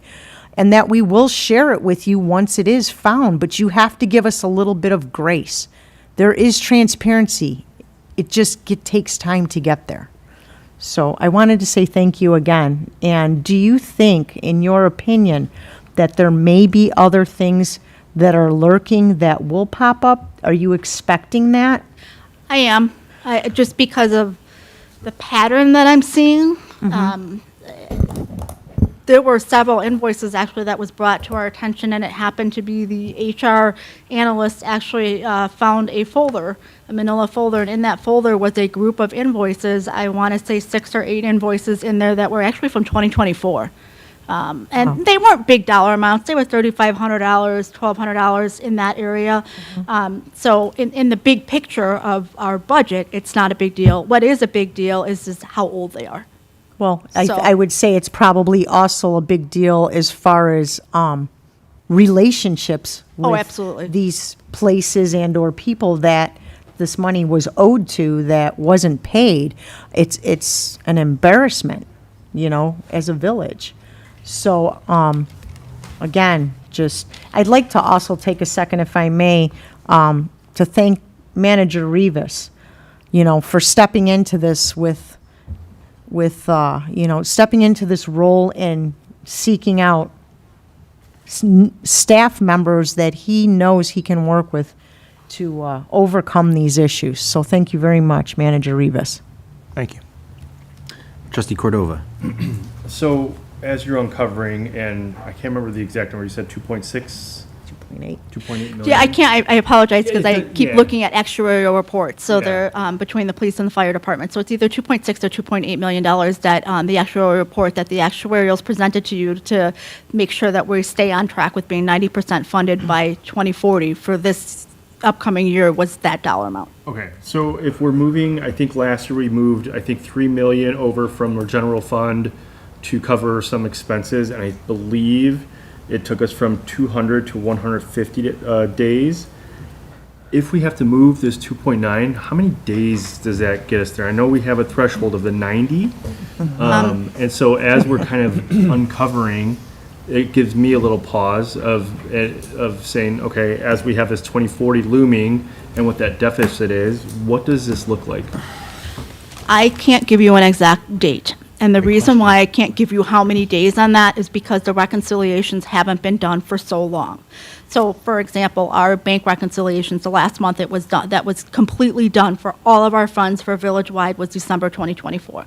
So I'm also working with the finance staff and trying to get that caught up as well. The reports that I'm running are basically everything that we've been recording. It's just a matter of reconciling and showing those numbers. With trying to figure out the amended budget, I'll get a better picture to see what those days are.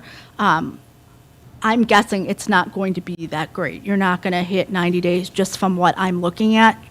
From what has been shared with me, the deficit spending that had to take place with the new Parks and Rec, or the recreation building that we put into place, because that went into hole, that's affecting us, plus you throw in this police pension contribution that wasn't budgeted for, that's a huge, elephant in the room, if you will, that's going to dip into our spending abilities. So I want to get my hands wrapped around that, because actually starting next week, I've already put together a budget calendar for budget kickoff for 2026. And we want to have those numbers in 2025 with having this looming over us on how we're going to end this fiscal year to be able to make that payment. I mean, it's going to be made. It's not a question of that, but where are we cutting from or taking from and how that's going to affect those days. So I'm hoping, to be honest with you, in the next month, maybe 6 weeks, to have that definitive answer. So, and it'll tie in more with the amended budget as well, so that you can see financially where we're standing as well. And just, I think one of the things as we're looking at some of these spends, how much do we need to start slowing down some of our spend until we get a number? And this kind of goes to Trustee Alfano, where you have been a big advocate for getting the budget, because it was, May, June, July, or May, June, and then we get it, and we're running, but now we have to kind of take a pause and say, here's some really, we're looking at 1.6 million that we're going to be approving today in spend. And I know we have to, but, as we start moving forward, should we start making ourselves a little bit more conservative in what we're spending as we move forward, so that we're not in a huge deficit at the end of this year? We know that we're in a deficit with our revenue anyway.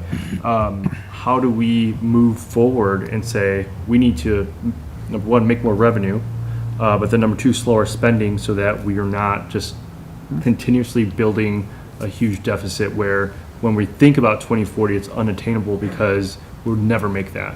Correct. So this is why I'm working tirelessly to get you that number, because I want to have that answer in the next 2 to 3 weeks. The problem is little things keep popping up that we have to put those fires out. So every time I go to work on this, it takes a little bit longer. But I can promise you that I'm getting that worked out for you, because I want, working with Manager Rivas, to let him know that, these are the numbers where we're looking at. So I gave you the May report showing that we just didn't have property tax money recorded. That, as of Friday, has been recorded. So I've got all that documented. I'm taking a look at the different revenues that have come in but hasn't been recorded as well. I'm trying to knock those out with my staff, so that this way I have a more accurate number. So this way I can go back to Manager Rivas and say, okay, this is exactly where we're at, and then here are my recommendations, and then he can make the decision to meet with staff members and determine which direction we're going to go in, and then make that presentation to the board. So I guarantee you within the next month, we're going to have to make some decisions, but from where we're looking from a spending capacity, where we're at is it's impacting more the corporate fund. So that $1.6 million that you're approving tonight is a capital expense, which doesn't have anything to do with the general fund. So even if you were wanting to just scale back on that for this reason, I don't recommend that, but it wouldn't impact the general fund. So that's the thing that sometimes is difficult. What we have to take a look at is transfers from the general fund that would be transferred into the capital fund or into some of these other funds that maybe we may not move forward on for the third and fourth quarter. But again, in the very short future, I can promise you that I will have those numbers set. This way, those decisions that need to be made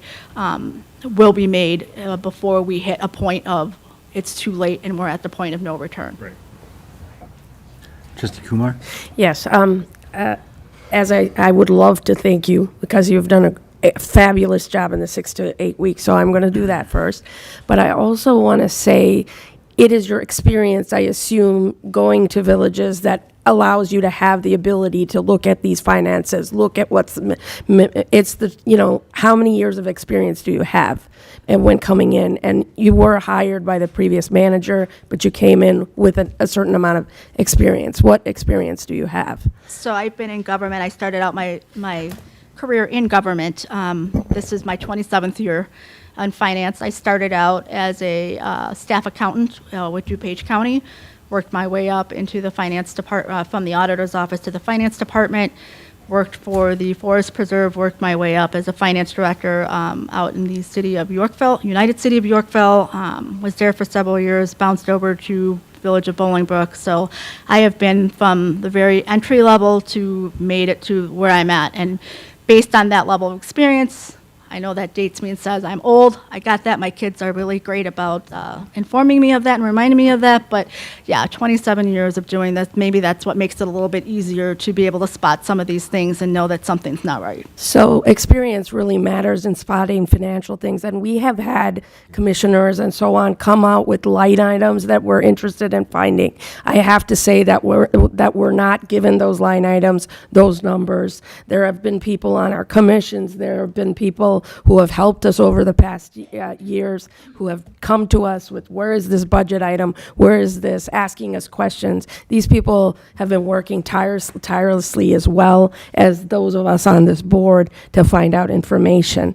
So I really value your input, and we will bring their input into this as well in the future, because many of them have been coming out to me especially to ask, where is this in the budget item? Where is this line item? Why is this missing? And that kind of stuff also helps us in the board, and that's why I'm advocating consistently for the commissions as well, because I believe experience matters. The experience you've shown, that really, really matters to us at this point.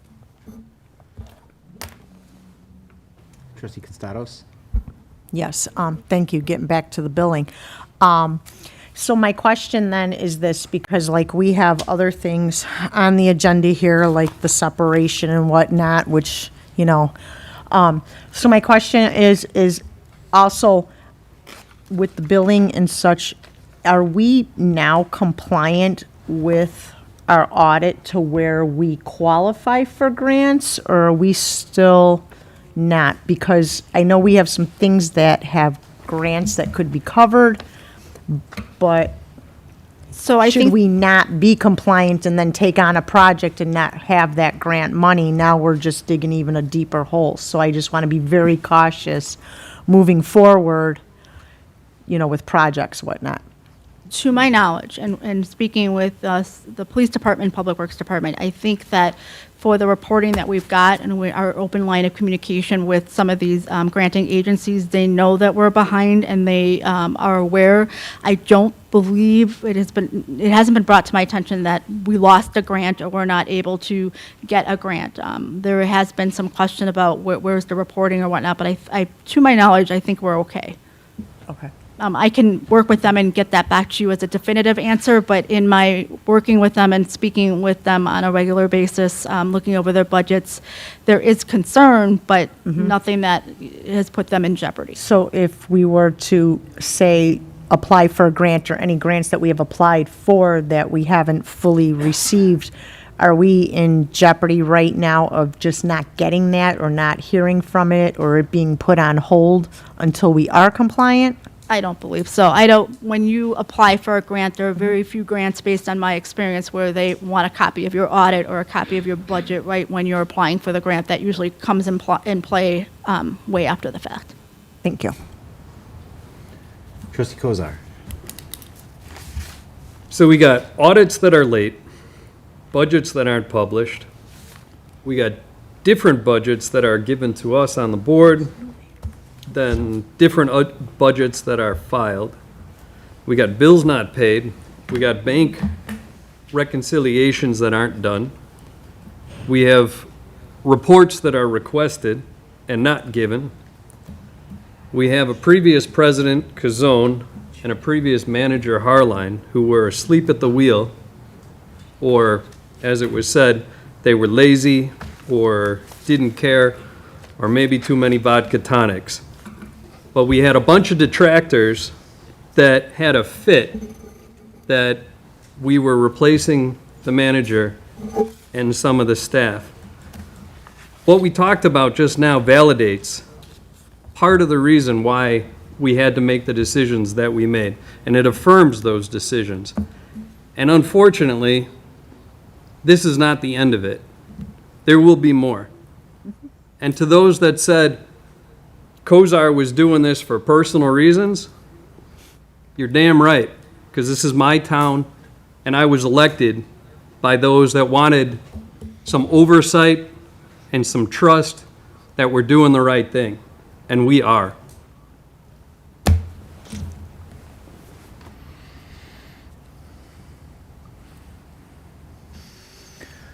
Any more comments? I think that summed it up. Well, first of all, Manager Rivas and Director Micah, we do value experience, and with all the fires that you've been putting out recently, I hope you don't go join the fire department. We need you right here. We do value your experience, your expertise, and we value helping us get back on track the way things should be here in Villa Park, so thank you. Trustee Khalid, Sabri, sorry.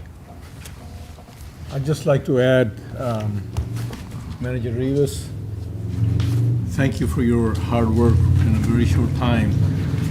Even though some of us sitting on the board, we were thinking about that you do not have the experience with the finance and so forth, and thank you for your service, what you have done in a very short time. When I stepped on the board, we were just thinking about that these are the concerns that we need to deeply look into that, and we appreciate you coming on board. And I know this is not an easy task, and you're spending a lot of time on this. And we had suspicious. This was one of the reasons the budget is coming. It's coming this Friday. It's going to be available next Friday. Next meeting, you should have it. And some of the trustees sitting on this board, they were just led on, not giving the right information like you just presented, that the board was given a totally different budget than what it was submitted. To me, that's totally unethical. I think we need to look into that, why those things were done. And the previous management, I believe we need to look into that a little bit more deeply. Not only the budget part of it, perhaps we're going to find some other things. So thank you for your service, and Manager Rivas, we appreciate your service. And I know that what you have shown so far and your record speaks for itself. Okay, we are moving along to 10A, an ordinance for first reading. Oh, I apologize. We need a roll call vote on item 9D, the bill listings. President Patrick. I think Deepa still had something. I still had a question. On this particular thing. For So Susan. just to clarify, Yes. we will be moving forward with Robert's Rule of Order as best we can. Yes, I just And moved once you've been recognized more than twice, we can move along. Each time that you are recognized, you have 10 minutes. Okay.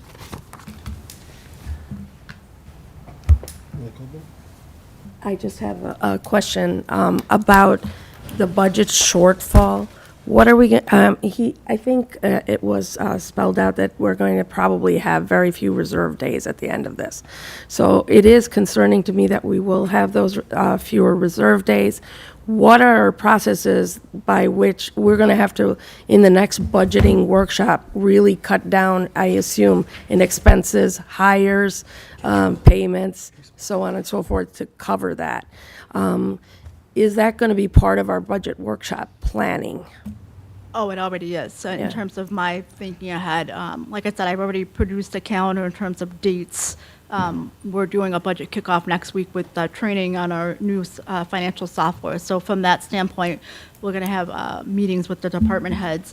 My initial thought process, and I haven't shared this with any of the department heads or Manager Rivas yet, but the thought process is to basically mirror what you budgeted this year and kind of try to stay at I'm going to call it an operational budget standpoint in terms of this is what we need for operations, and things that are special projects or things that we're going to have to hang on to or put on a wish list or on a to be continued list will have to be added into it so that we can see where we're at the end of the day.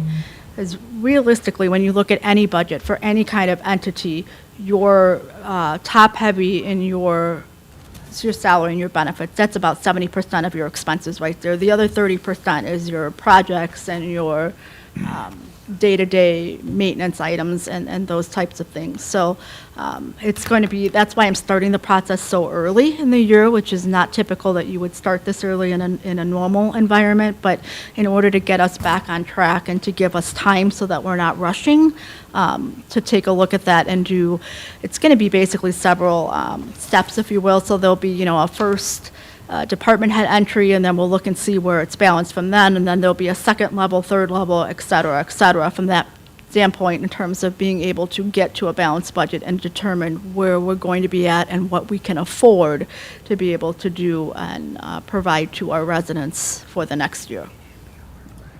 So there's going to be, unless we hit a revenue windfall, there are going to be cuts have to be made, or freezes have to be made at this point, is what you're foreseeing.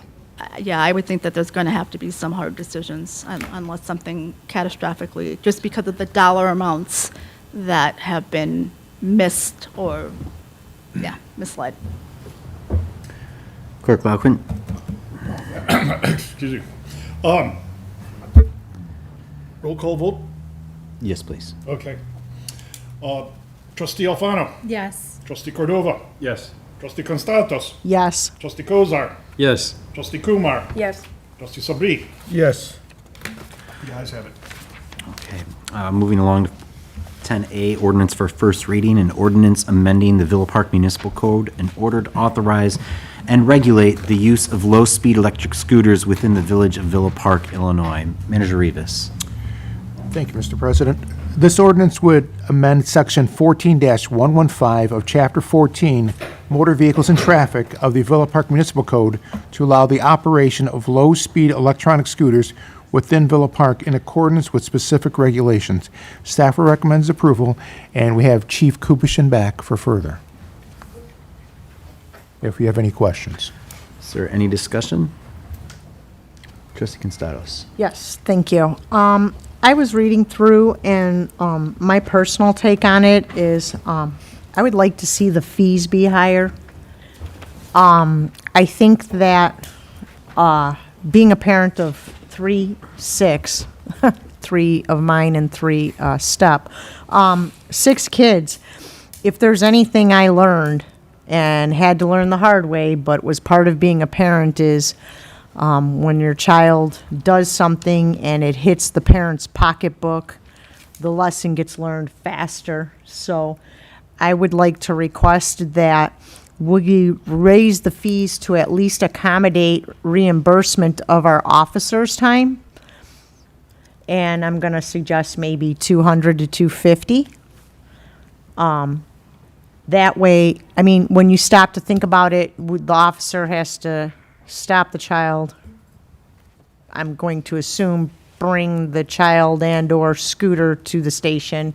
There's paperwork involved.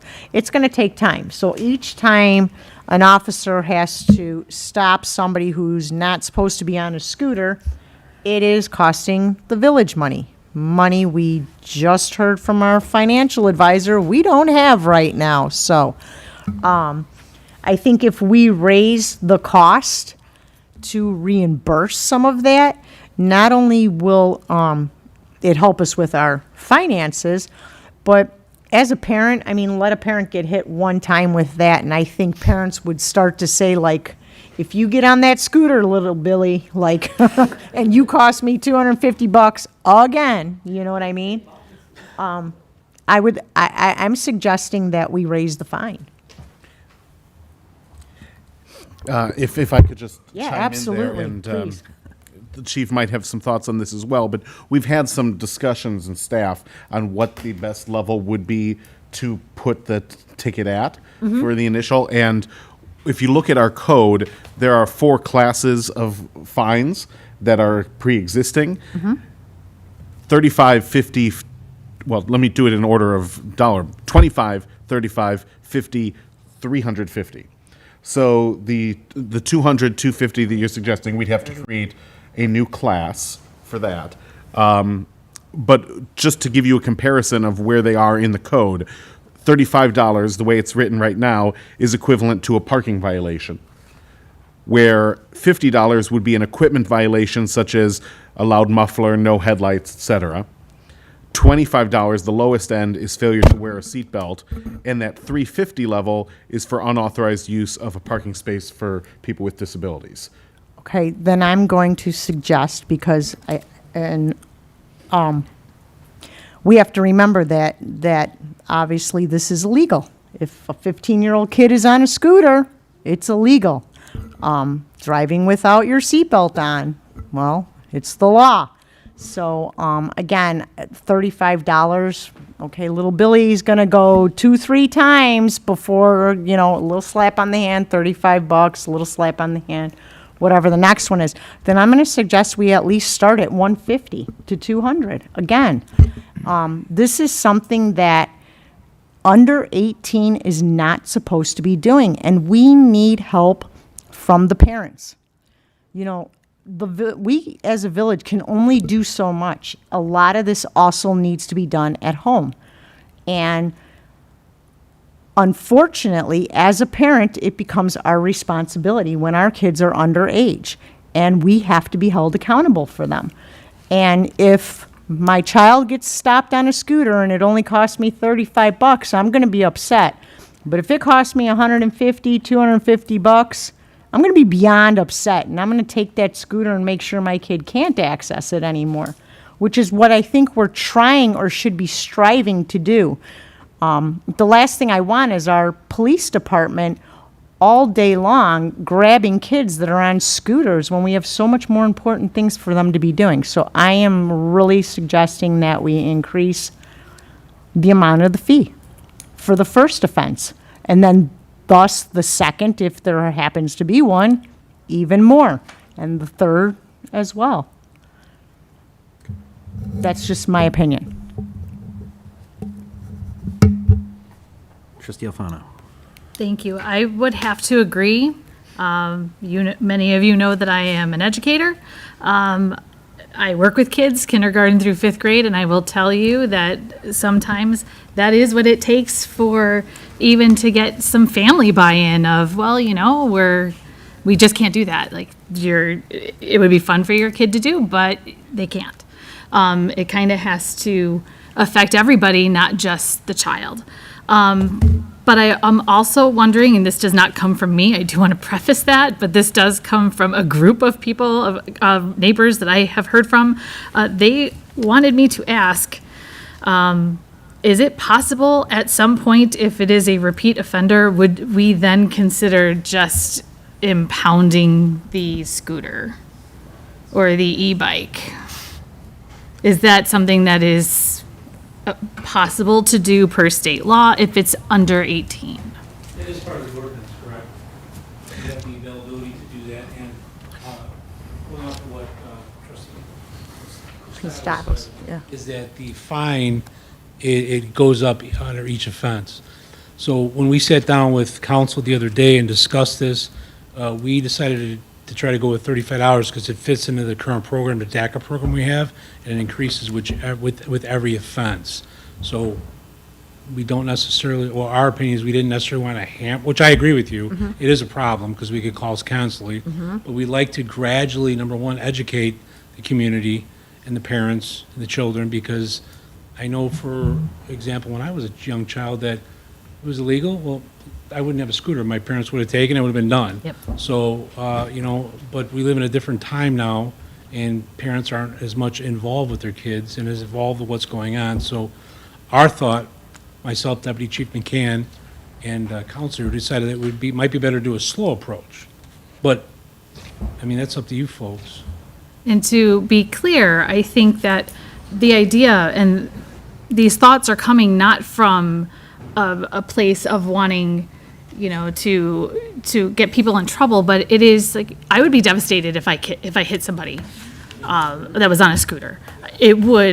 I wouldn't be able to sleep, I don't think, ever again. It would make me feel awful if I hit a child on a scooter. I think that's where almost all of us as adults would be. That's the complaint that I'm hearing over and over and over is, I don't want anybody to get hurt. I don't want to be the one that hurts them. They're not paying attention. They're not stopping, even to cross the street, and they're going fast. Even, 10 miles an hour is fast. 20 miles an hour is fast. They don't stop. So it's not about punishment. It's about keeping people safe. Agreed. One of the things that we talked about at Coffee with the Board on Saturday was more of an awareness campaign going out there. And I think that's one of the most important things. As a parent myself, I am guilty of buying my son they're expensive. They are expensive, these little e-scooters, but I was ignorant of the state law that was being passed, and I made that mistake.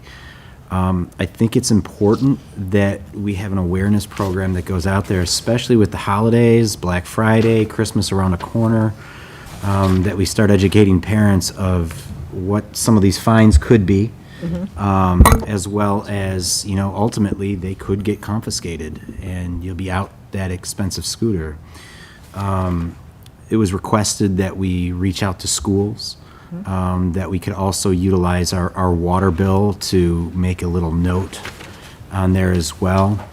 But ultimately, I personally would like to see a strong awareness campaign out there about this being rolled out, just so that way, not only are we keeping our kids safe, but also we're helping our parents not make a financial loss, because these things can be pretty expensive. And the message is pretty simple, President, is that if you're under 18, you can't drive one, Yeah. period. I mean, it's not even that complicated. It's pretty simple. And even when you are legally allowed to ride them, Correct. there are rules as well. You Correct. can't go over 35 miles an hour. Correct. You need to wear a helmet. Rules of the road apply, I'm assuming. I mean, I have seen youths riding on these scooters doing like 0.2 miles an hour on the sidewalk, Yeah. illegal, but they're not causing a problem. The problem comes is when you have other people driving the ones where they go on YouTube, YouTube's evil, they figure out how to manipulate the cycles and they go 35, 45, 50 miles an hour. And one of our employees said that when they were driving their way home, there was kids popping wheelies on these bikes, Yeah. like down North Avenue. That's the problem. We don't want an incident like occurred in Elmhurst. Sure. So. Absolutely. Yeah. I mean, what's the solution? Yeah. Not really sure. I think it's a combination of just education and awareness, and then letting that fall on to the individuals and the parents. But I'll say from experience, if I'm going to get my money's worth, if you see me out there riding around town on a scooter, you know why. Better put a helmet on. Trustee Kumar. I brought this to the board on May 12th, if you remember. It's been taking us a little bit of time to get this out due to other things. My biggest concern, as Trustee Constantos already said, is the safety of the children. Actually, last week, I was coming from the Pete's back home, and there were 3 kids right down the center aisle driving a scooter. They were absolutely at least 12, either that or they're very short adults, on the scooter, driving backwards, and one of them is taping them as they go down the road. Now, 2 things. One thing, education, I totally believe that the parents do not know. One thing I think we can do is actually address our state and our local representatives to take this to the next level in one way. Many stores that sell these items don't have any disclaimer that only 18 years old people can. I was at the Costco. I was like, I can pick one of these up. And there are no disclaimers at the stores. So we don't have the ability necessarily as a village to address that, but a disclaimer at the store that says, or tells people when they're buying it, you have to be 18 or older, would make sure that Kevin didn't buy one and doesn't have to drive his, right, at this point. And that is a lot of money. So that's one thing I think I would like to suggest we at least take this to the next level, talk to our representatives, send messages for those who have seen these concerns. Maybe we can have Chief Rivas reach out to these people. Another thing I would like to say with regards to this ordinance, can I finish my comment? Yeah, I'd like to finish my comment. e-mobility is an issue itself. So once you just put e-scooter, there's a problem because then people just think it's scooters.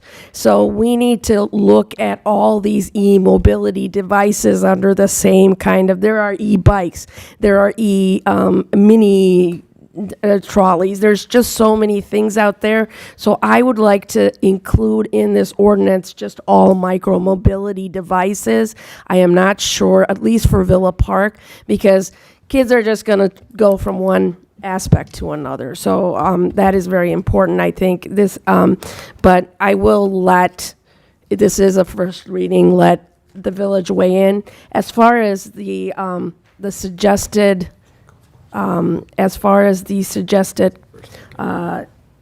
fines, I have to agree with Trustee Constanto. If you get a fine for $35 and once, twice, you'll just, as a parent, you'll probably ignore it because it doesn't cost that much and your kid is bugging you. So It's a progressive fine. It starts at 35. 35. Each time. So this is. Yeah, so I would like to increase This those is a first reading, and we will have opportunity for further discussion moving forward. So what I would like to see at our July 28th meeting is this back on the agenda. What I would also like to see is maybe a couple of different resolutions to change, or some ordinances for changing the fee structure as an option. So that way, when we come here on the 28th, we can look at incorporating some higher fee structures versus what it is now and go off of that. Again, we're talking about the code here. And again, so this awareness campaign is a separate issue, but that's something that we should talk about moving forward too. So that's what I would like to see on the 28th. Trustee Sabri. Chief Kubish, just a safety issue. If you don't mind, you can reach out to the local hospitals. They're seeing a lot of injuries from these. So perhaps we can tell the residents what kind of crashes they're getting into, what kind of injuries they're getting into, maybe just a public safety awareness we can add on. This way we will be more in the sync, I believe. Thank you. Trustee Alfano. Thank you. One other request that I have that I was hoping would be in the packet, can we get a link to the state law as well? Sure. Just I to can email compare that to you tomorrow, if that's okay. Perfect. Maybe in tonight. Trustee appreciate that. Oh, sorry. All good? That's all. I'm sorry. Trustee Constados. Thank you. And was your link pertaining to being on the website, putting it on our website? Well, or in the actual agenda too, just so Okay, it's there. I was Yeah. going to say, can we put one on the website if it's not already on there, for one? For two, I wanted to suggest that maybe we could do something with the police department and maybe our fund commission, where they could do some sort of a safety type of, You're good. There you go, okay. And then, just also, I know that Trustee Kumar said stores and whatnot. I think that would be kind of hard to do. However, we can utilize our small businesses and our restaurants in our town, such as like pizza places that could put that on with the menu when you pick up a pizza. Stacks on, in other areas and other businesses, like maybe banks have a stack of, flyers or whatnot. So that might be a way to utilize that as well. One thing, going back to what you mentioned about putting it on social media, we did put something out, and I spoke with the village attorney, and there was a conflict with that, right, Ryan? Because it has not passed the ordinance, so we removed it based on that. It was at the traffic and safety meeting I was at, yeah. It wasn't that it was a conflict, I kept trying to tell them there was something already put up, and then I had said, but we didn't vote on it yet, so I didn't know who put it up. There was a conflict as to, like, everybody was saying, well, who put it there? And I said, I don't know, I'm just telling you what I saw, you know what I mean? No, so what I did was I actually contacted Ryan and said, Okay. hey, I'm trying to educate people. Yeah. Like we discussed, hey, you can't do X and you can't do Y. Right. And after I spoke with him, we came to the decision that, yes, let's pull it down for the time being. Yeah. correct? Yes, I think the main takeaway with that is just for everyone to understand that currently, because there's no ordinance passed, e-scooter riding is prohibited, no matter your age, no matter your location. If you're in Villa Park, no e-scooter riding because there's no ordinance allowing it. Correct.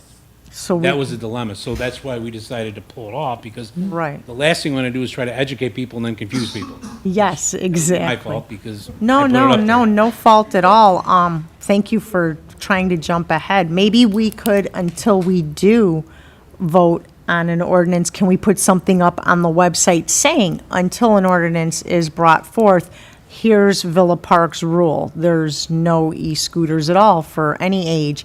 And when I said the link, I meant like, can we put the link on the website? So if residents go to the website, they can hit the link and it'll show them kind of what the ordinance is right now, which isn't an ordinance, but they can't have them right now till there is one. Yeah, I can talk to Riley, or actually Lily, while Yeah. Riley's off. Yeah, we can do Thank that. you. That'd And be I'll have perfect. Ryan look at it first. Thank you so much. I Yeah, appreciate absolutely. that. And I think that when we tell people what's going on and what they're supposed to do and what they're not supposed to do, most people will comply.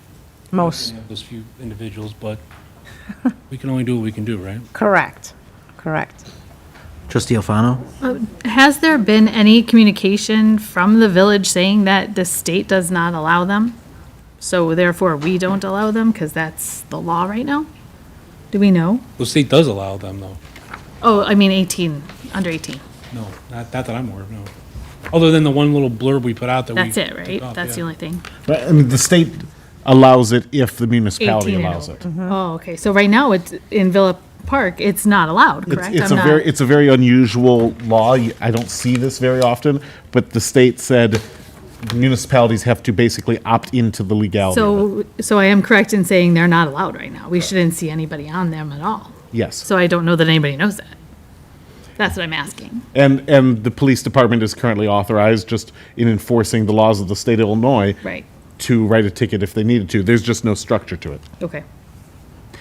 So, Trustee Kumar. And I have to thank the police department for not rushing out to give tickets to a bunch of adults riding on a micromobility device, because I do feel environmentally conscious to use those things. So it's not that adults should not ride them.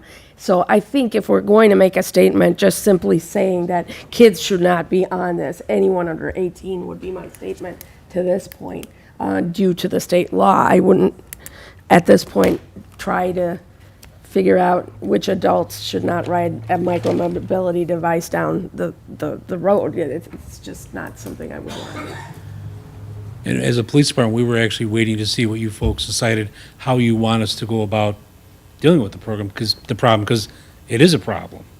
But, you know, we don't want to start the boat going this way and all of a sudden have to stop it and turn around and go the opposite way, and it causes confusion is what it does. Yeah. Now, we can put out a social media blast saying that until the village board passes an ordinance, it's completely legal.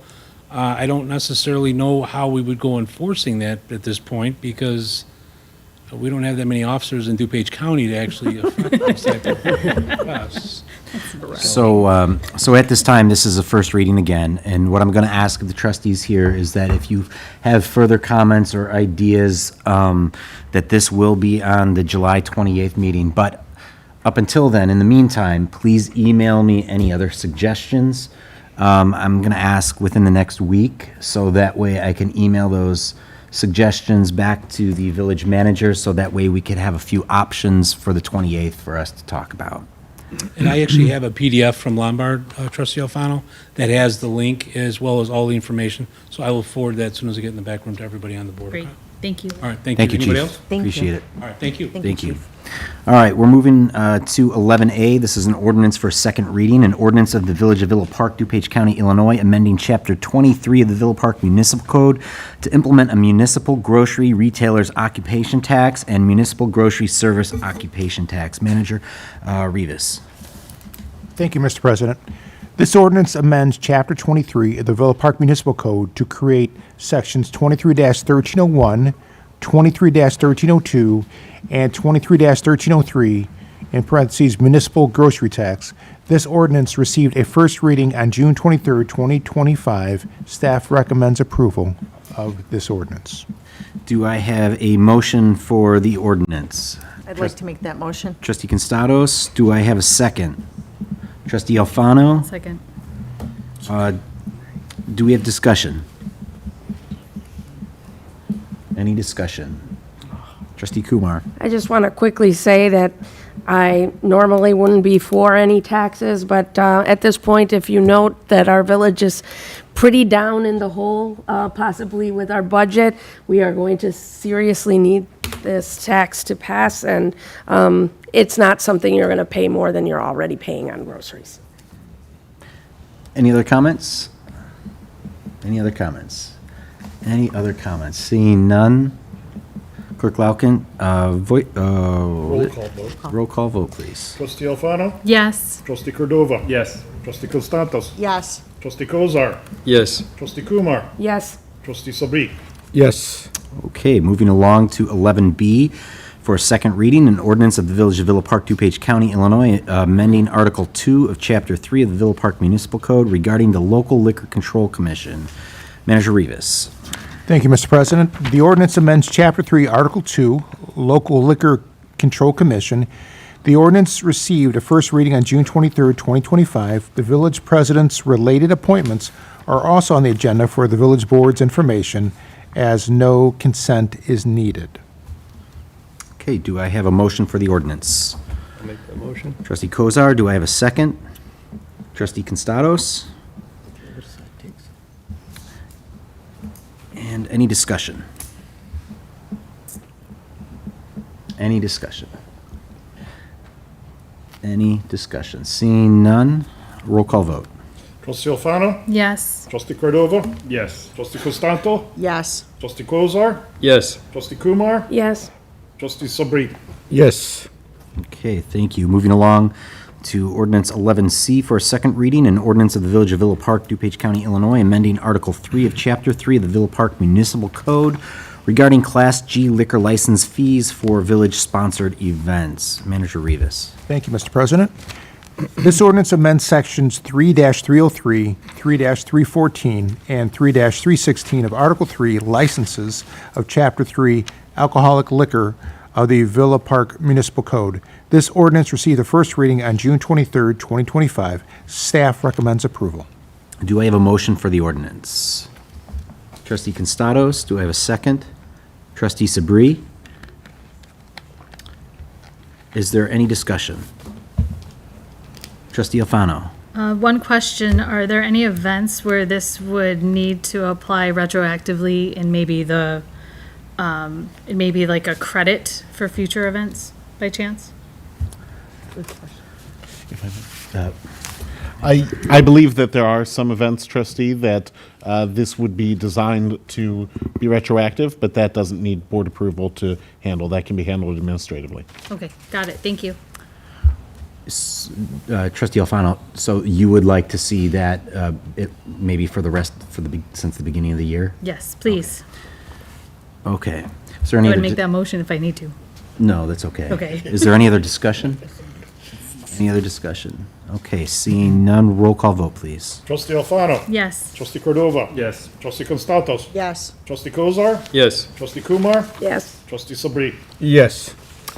Okay, moving along to 12A, ordinance granting a variation from the gazebo area requirements of Section 6.10.2, Table 6-2 of the zoning ordinance for the property located at 734 South Villa Avenue. Manager Rivas. Thank you, Mr. President. This ordinance approves petition PZ-25-06 for a variation from Section 6.10.2, Table 6-2, for a maximum size of a gazebo to be expanded from 200 square feet to 250 square feet.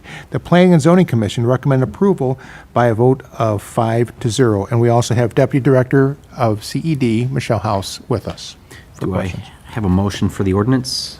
Trustee Constados, do I have a second? Trustee Alfano? And discussion. Trustee Alfano. Yeah, I do have a question. I was wondering if we could just get a short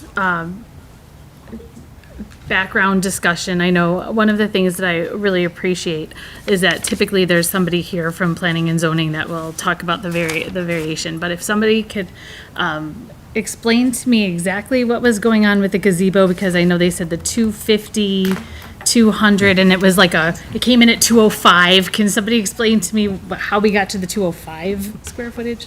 I'm curious.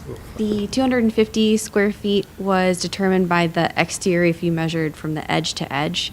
The 205 was the measurement if you measured the exterior dimensions of the columns. If you were to measure your house, square footage is usually determined by measuring your foundation. However, your eaves overhang in that area, if you took that, would be larger. So we noticed and are asking for approval of 250 square feet just to cover in case there was any confusion. Okay, so the edge to edge would be the top part of the gazebo? The overhang, yes. So the columns are placed inside that eave. The column dimension would be 205. The exterior dimension to the total overhang of the gazebo would be 250. Okay, thank you. Trustee Kumar? I would like to call up Planning and Zoning Director, Chairman Jason Jarrett to comment, Commissioner Jason Jarrett to comment. Specific question? Yeah, or- you had a 5-0 vote. Was this just one of those votes that was very easy? Everybody said yes. Well, this one was we had to dig a little. This was, real kind of straightforward, but we did have to dig a little bit because there was that question of when it comes to accessory structures, it's not. There's some gray area in the code about where the measurements taken to, like if you actually measured center line of column to center line of column, this would have probably been within that 200 square feet or very close. But if you measure edge to edge, it was the roughly 205 square feet. And so this is also a very large lot. It's one of our deep lots. I don't remember the exact dimensions, but it's wider. It's both wider, I believe it's 58 feet wide, and it's like 300 and some odd feet long. So that very small percentage in the grand scheme of the development in the gray areas, that's ultimately why we voted to approve it. And the 250 was given just because it only applies to this specific structure, and because it is that 250 square feet, roof line to roof line, even though that may not be the actual measurement that you would use, there's no gray area in the variation. So we know wherever you want to take the measurements on this existing gazebo, it would be conforming with the variation. If that makes sense. Can I ask you a question? Yes. Really quick. With the variance, what was the hardship that was? Well, there was a couple things in this one. First of all, there were some building permits approved for the foundation, and then there were some conflicts with staff about that after the fact. But the reality is, when a lot of that was happening, there was a lot of transition in the village at the time. Like this originally kind of happened when we were going from Consuelo to Ellen to Mark. I think before Mark, but there was a lot going on there in terms of the actual permits and things that happened at the time. But really, kind of the hardship is that our code, as related to these accessory structures, doesn't really take into account a lot of this size. So proportionally, that very small discrepancy keeps them from having to tear down a structure that was already built. That's basically what it boils down to. The other option would be to have denied it, and they would have to remove the gazebo. Yeah, the family that came out that night was very reasonable, I think. A very nice family. Yeah. They explained everything right. I was just curious as to what the actual hardship was, so thank you. Yeah, no problem. Trustee Sabri. If I may recall, the gazebo was purchased as a standard. It was not a custom-built gazebo. It was just a standard off-the-shelf from either Home Depot or some. I listened to your entire Yeah. The committee, report. So, yeah, that was the case. So really, this is confined with this, they should cover multiple different vendors that they are selling these products, either Costco, Walmart, whatever they're selling it. So their variation could be 10 feet to 15 feet whatsoever. So this should cover pretty much wide variety of. Yeah, so a variation is specific to this property only. Yes, yes. But we did, I don't know if you'd want to call it a recommendation. Yes. But we asked staff to look into, within the zoning ordinance, there are what is called administrative adjustments. Yes. And that allows staff to give what would be roughly the equivalent of a small variation without all of the extra steps. Like we have that when you have a few inches in a setback for a second-story addition. Staff can approve that without having to bring it before us. We actually suggested that they should look into whether or not a small percentage of relief could be granted as administrative adjustment with these types of accessory structures. What exactly that would be, we left up to staff to kind of decide, because is it 5%, is it 10%, is it 5 square feet, is it 10 square feet? But they have to deal with it on a daily basis, so they're the ones that ultimately should tell us what makes sense to them. So what we're saying is we're just leaving that to the staff to decide for this particular or no, so entirety of the. So a variation like this is, which was requested by this applicant, who I believe is here this evening. It is. It's specific to that property, and it's specific to that building to that accessory building on that property. Correct. And so at this point, if their neighbor found themselves in the same situation, they would have to go through the same process, or anybody in the village, I should say, would have to go through the same process. What we've requested is that staff look into a way with this, when you're talking very small adjustments to the area of these accessory structures, staff would be able to make that call. That would require staff to look into that, determine what numbers make sense, and then that would have to come back to the Planning and Zoning Commission for an amendment to our zoning ordinance, which then you as a village board would ultimately have to approve. Because administrative adjustments are one of the portions of the zoning ordinance. Well, that's what I was driving toward, that if they have to go through so much change in the process, perhaps staff can come back to us and let us know that we need to change this particular ordinance so we can look into that. That was the entire. Yeah, and that was our thoughts too. Okay. Because there is you want to have some regulations that set these guidelines, but you also have to understand that there will be times when, especially when you're dealing with kits, where things are slightly different, and that's what we're hoping to. Especially the manufacturers, if they are making different product for 5 feet to 10 feet apart. So every time we have to make amendment to such an ordinance. And the reality with the accessory structures lately is that everybody wants a gazebo, everybody wants whatever it is, gazebo, trellis, sunshade, whatever.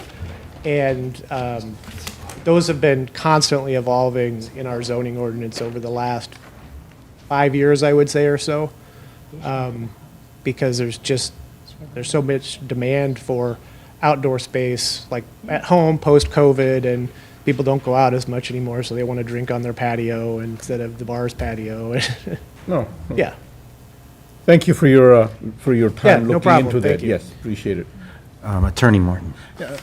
Ms. House, if I could just clarify with you, just because there was a lot of discussion of different circumstances, and I know that variances, they're not, just because you grant a variance in one instance, you're not going to do it again. But I just want to clarify that the concern here, the practical difficulty, it's not really about the fact that the gazebo was already built as much as it is the fact that the code as written doesn't contemplate a lot this size having a gazebo as small as it otherwise would have had to been in the code. Is that right? Correct. Okay, so when the board's considering, since you do need to have that practical difficulty to approve a variation to separate it from anyone else who might be in a similar situation, that's the consideration, not that the gazebo was already built.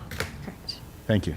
Trustee Constados. Yeah, thank you. I was just going to say that maybe we need to take into consideration putting in something in the ordinance, then just giving a little bit of a give, you know? Maybe just if it's a few feet either way. But myself, I mean, the gazebo's already there. The last thing I want to do is see a resident have to tear something down in this particular case. So I'm for leaving the gazebo. That's just me. One thing that I will say, and that I apologize, is that there have been a lot of changes over time, and you've been dealing with this issue for quite some time now. Hopefully, moving forward, I don't see any issues here moving forward with this. And I apologize that you had to wait so long through this meeting here right now. But I'm going to, right now, try to push this forward so that way you can get out of here tonight. So I would like to have a roll call vote, please. Roll call, okay. Trustee Alfano. Yes. Trustee Cordova. Yes. Trustee Consantos. Yes. Trustee Kozar. Yes. Trustee Kumar. Yes. Trustee Sabri. Yes. The ayes have it. Okay. Congratulations. Congratulations, it's a gazebo. Go home and go to sleep. All right. At the gazebo. So moving forward, we are now on to Resolution 13A, a resolution approving an engineering agreement with CDM Smith Incorporated of Chicago, Illinois for the Phase 1 engineering for the Ardmore Avenue at the UPRR grade separation in an amount not to exceed $997,733. Manager Rivas. Thank you, Mr. President. This is a resolution to approve the village president entering into professional engineering agreement with CDM Smith Incorporated for the Phase 1 preliminary engineering services for a proposed grade separation of the Union Pacific Railroad, UPRR, at Ardmore Avenue for an amount not to exceed $997,733. The village has previously performed a feasibility study which determined Ardmore was the most suitable location for grade separation with the UPRR. The village has received confirmation of an Illinois Commerce Commission ICC grant to help offset the cost of the Phase 1 engineering. Staff recommends approval. Do I have a motion for the resolution?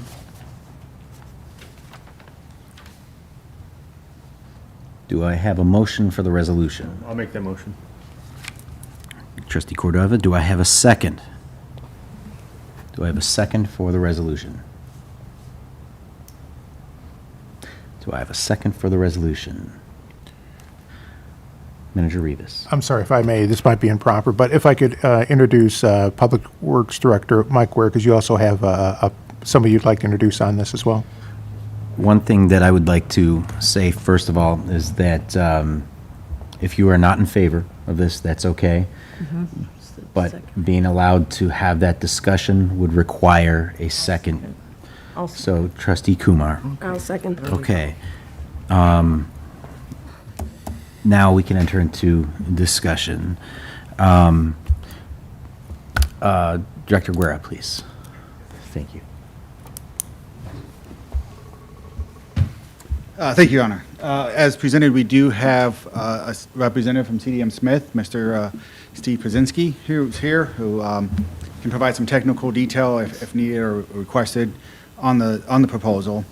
This proposal is moving in advance of, based off the feasibility study that was completed in 2023, which we were looking at grade separation, not only vehicle but pedestrian at several locations throughout the community, looking at all locations. It was kind of determined that Ardmore is probably the best.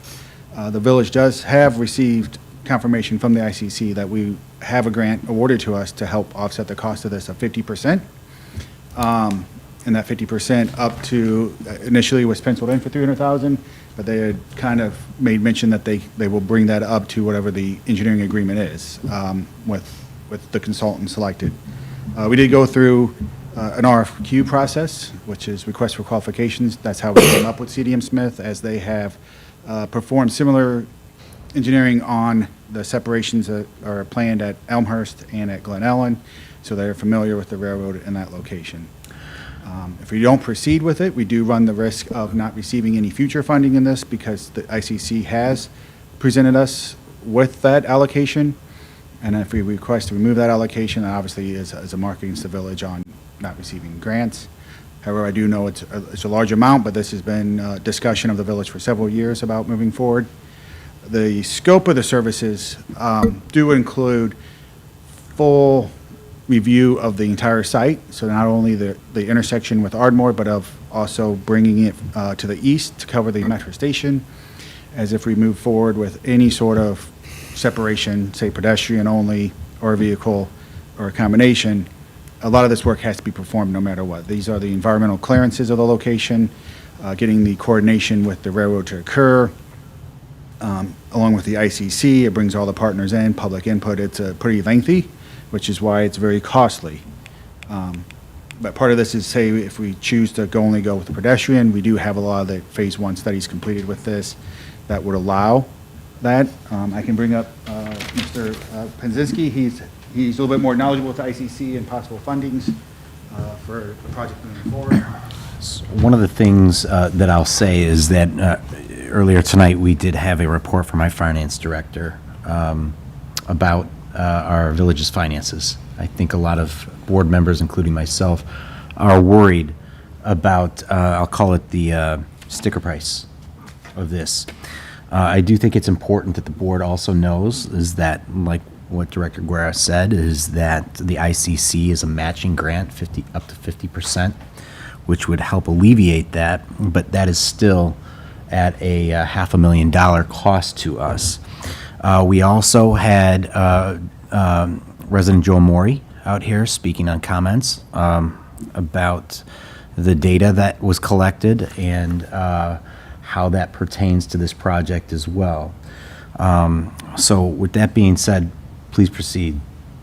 Great, thank you very much. And I know it's been a long night for everyone, and we certainly recognize that this is a significant investment, right, by the village. And it's a big project. You know, in working with Mike on the feasibility study, we did a lot of research and looked at your past studies, past comprehensive plans, the comprehensive village bike and ped study, your comp plan update, and the Villa Avenue improvements. And all three of those studies had referenced the lack of a grade separation in town, right? You have one in Elmhurst and you have one in Lombard, right? And you know, there's issues with that, with emergency response time, with delays, and you know, there's a lot of other things that affect purpose and need for a project. So, and I will say kudos to the questions or comments the public comments that were brought forward. A lot of those were addressed, or at least discussed in the feasibility study, and I'm sure that those questions will come out. They're all valid and worthwhile discussion. But so there was a comment about just another study, right? That was one of the things that was discussed. And so now that we've done, you know, the purpose of the feasibility study was to provide sort of a synopsis or a path of what a major capital project, what steps need to be taken, what opportunities there are, what options, those sort of map that out. And so we looked at the three at-grade locations. We looked at another Westmoreland that doesn't have a location. Then we looked at a multimodal crossing only, you know, just pedestrian and bike, right? And so we looked at those locations and compared them, costed them out, looked at the impacts phase, and that's where we got. We also provided what would be a timeline and potential costs, you know, capital and in engineering. You know, that was all in that study. And and now we get to what's called NEPA. And if you're familiar with that, is the National Environmental Policy Act. That is, anytime you have a major capital improvement that seeks federal funding, you have to follow the NEPA process. You know, obviously, if you're going to get federal dollars, you better follow our laws, right? Makes sense. Okay. So it gives us a realistic means to design, fund, and construct a grade separation. So if you'll indulge me, I really just want to add on to what Mike had said, a little bit about the context that drives this. You know, and then I want to talk a little bit about what that path looks like down the road. You know, because like if we're going to do this, right? I mean, you're going to make this investment.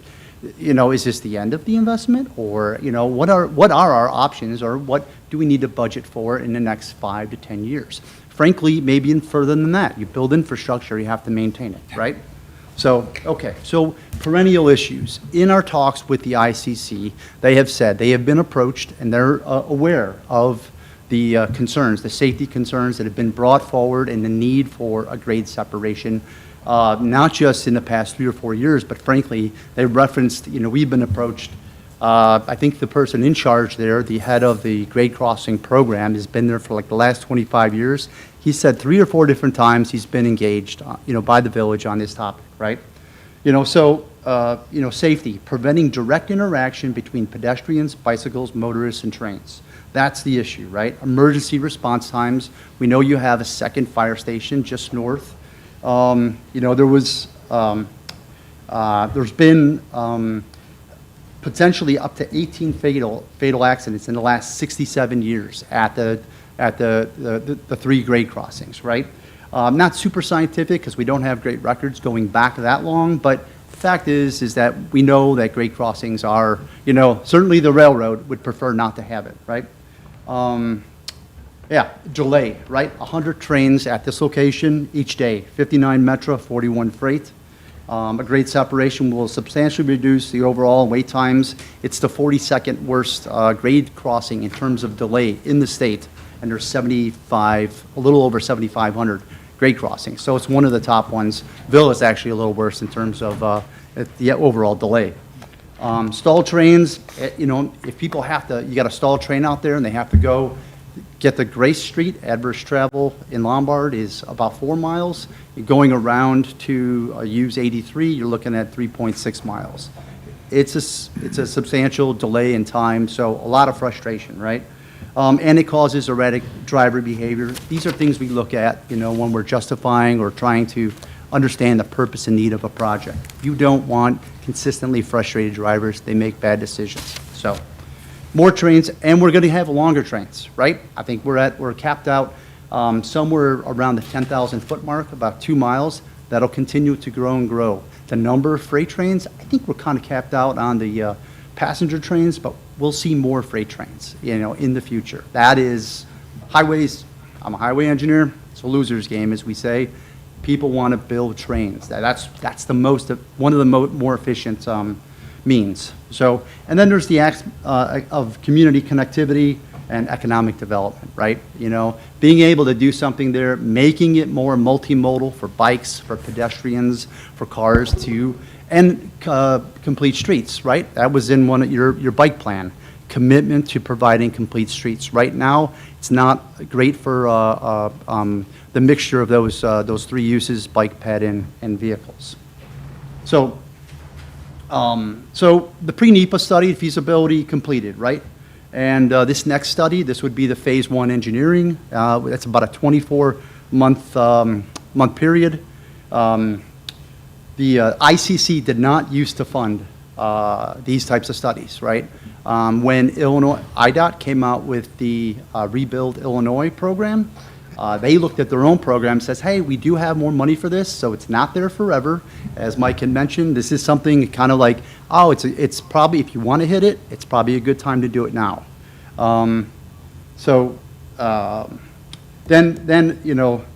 Phase 2 design, there's another cost you'll have to consider. Actually putting those plans together, obtaining permits, and acquiring the right-of-way, right? And then there's phase 3 construction. There's impacts there and there's costs there, right? It's probably 2 seasons. So I'm not doing myself any favors here by telling you about these future costs, except we have proof in the pudding, right? So costs are increasing, but this is a great time right now for federally funded projects. They're typically split 80. If you qualify for this funding, you can get up to 80% funding from federal and then 20% by local. And that's for both engineering and construction, right? But how do you get it? You have to get it through applications and grants, okay? So I'll talk about that in just a moment. 20% being that local share. Now that's on, it's a local share, right? That's on the village to fund that. Or you can get state funding. State is also considered local funding. Funding from the ICC qualifies as local funding. All right, so, and then you look at the need here. you know, there's the delay, safety, multimodal, right? Those three things make the Ardmore Grade Separation Project an excellent candidate for outside funding. So a couple of benchmarks, right?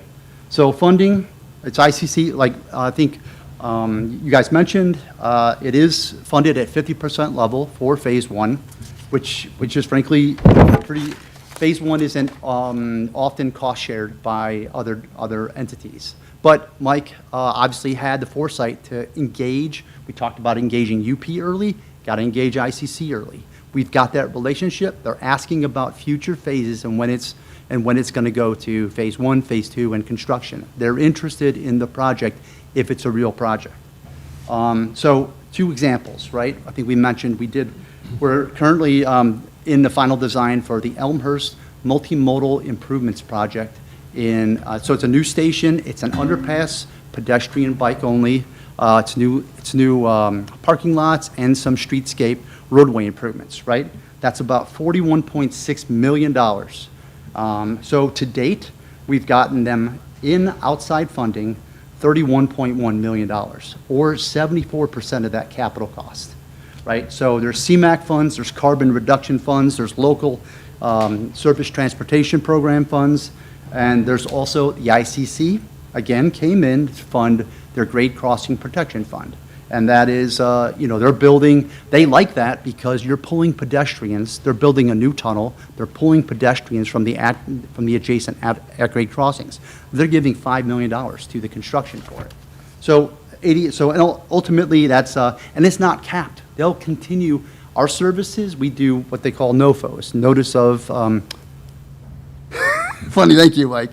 Funding opportunity, right? So we have experts, we have a national practice that looks at major projects, and we're talking billion-dollar projects, and we also do local projects. So we are expert at doing the DuPage mayors and manager applications, MPO, the CMAP. You know, they have a number of grant programs. We have a couple of former staffers from CMAP on our team, so we know what scores high. And delay, safety, and multimodal are the things that score high. Now, I would tell you right now that they score higher than Elmhurst and Glen Ellen. They're a little bit different type of project, but now the Glen Ellen one, that's a $48 million project, right? $28 million of current funding, so only 58% of that capital, right? But we're on a contingency list for another, I think, $9 million from CMAQ. And we just submitted another notice of funding opportunity with the state of Illinois for $3 million. So there will continue to be additional opportunities to fund those types of investments. And then, you know, yeah, and again, Villa Park, superior funding candidate, checks many boxes, safety, delay, pollution, multimodal, and then we haven't even mentioned the FRA, right? You know, the railroad, the UP, and FRA would like nothing more than to eliminate grade crossings. So we didn't eliminate grade crossings on either of those 2 examples. I don't know what that funding capability is, but I am super encouraged by the ability to get. Now, if you think about this, if I go back to Elmhurst, the 80-20 split, there's 20% already identified in local funds. They're not going to pay a dime right now, the way the funding is set up. That nothing will come out of their coffers. You speak of your budget, right? So this is a way to get tackle a major transportation need. You know, excuse the expression, on a dime. You know, and that's a pretty great. That's a pretty great way to get that investment, and then that return happens in perpetuity, right? That reduced delay. Now people, you know, with it will likely come increased traffic, but it'll also come increased economic development opportunities. You get people like, oh, I'm not going over. There's a chance we're going to get stuck by a train. I'm going to go through Gray Street or 83, you know, and hit those. I'm just going to bypass, you know, we'll go to dinner elsewhere, whatever the case. So we'll go shopping elsewhere. So with your comp plan in concert, you know, this is what we do, right? We do area-wide planning. We advise on infrastructure investment, and, you know, to me, that percentage of outside funding potential is, right now, it's fantastic. And waiting, of course, this serves my need, right? I mean, we're here, we're selling the cars, right? Of course, we want to, do that. But, as an advisory service, now is the right time to move forward with these types of projects. Oh, and the ICC, they do help fund Phase 2 engineering. I don't know if they help on Phase 3 engineering, but they help on substantially on construction. Their old historical cap for helping on grade separation projects was $12 million. It's currently up to $18 million. So wherever that price tag comes out, and we've looked at this somewhere between $30 and $40 million, you can knock that off the top. That's not a match. That's straight up, capital dollars available for construction. So now you got all those other federal sources, and that's what we had already obtained for the Glen Ellen and the Elmhurst projects. So there's a lot of promise here, and if I could leave with one remark, it's that it is a superior funding candidate. And, I'm happy to answer. Now, that packet you probably received had our contract in it. It had a bunch of hours. It had a bunch of tasks. All of that is based on what's required for NEPA, and the approving agency or coordination agency for that is IDOT. They have a programmatic agreement, and they do the reviews. And I'll tell you right now that IDOT is, to be as politically correct as I can, you need an experienced team to navigate that process. And they take a very conservative approach in Phase 1. There are some things that could be, they have the option to postpone them until Phase 2. These are engineering items, and they typically like to have those things all decided before they walk into the final design phase. And that's the plan preparation phase. So, Mike had said, it's like, hey, can you cut these things out? And I said, we can make assumptions but I cannot guarantee that IDOT's decision will allow us to postpone them into Phase 2. I don't know if we'll get, we'll probably get a 50% commitment for Phase 2 from the ICC. And in terms of engineering on Phase 2, I don't think that's quite as popular as Phase 3 in construction. So, and Phase 3, just for your information, is the actual construction. Do you have any concerns whatsoever regarding the federal budget cuts that are going on right now with local municipalities like ours trying to obtain additional funding through federal resources? So what we've seen is honestly a reduction in some of the requirements for projects. Right now, the federal bill is the bipartisan infrastructure law. We haven't seen any changes or threats to the current funding levels.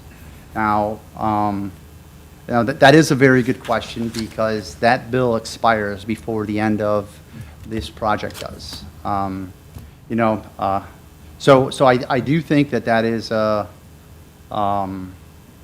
that's a real concern.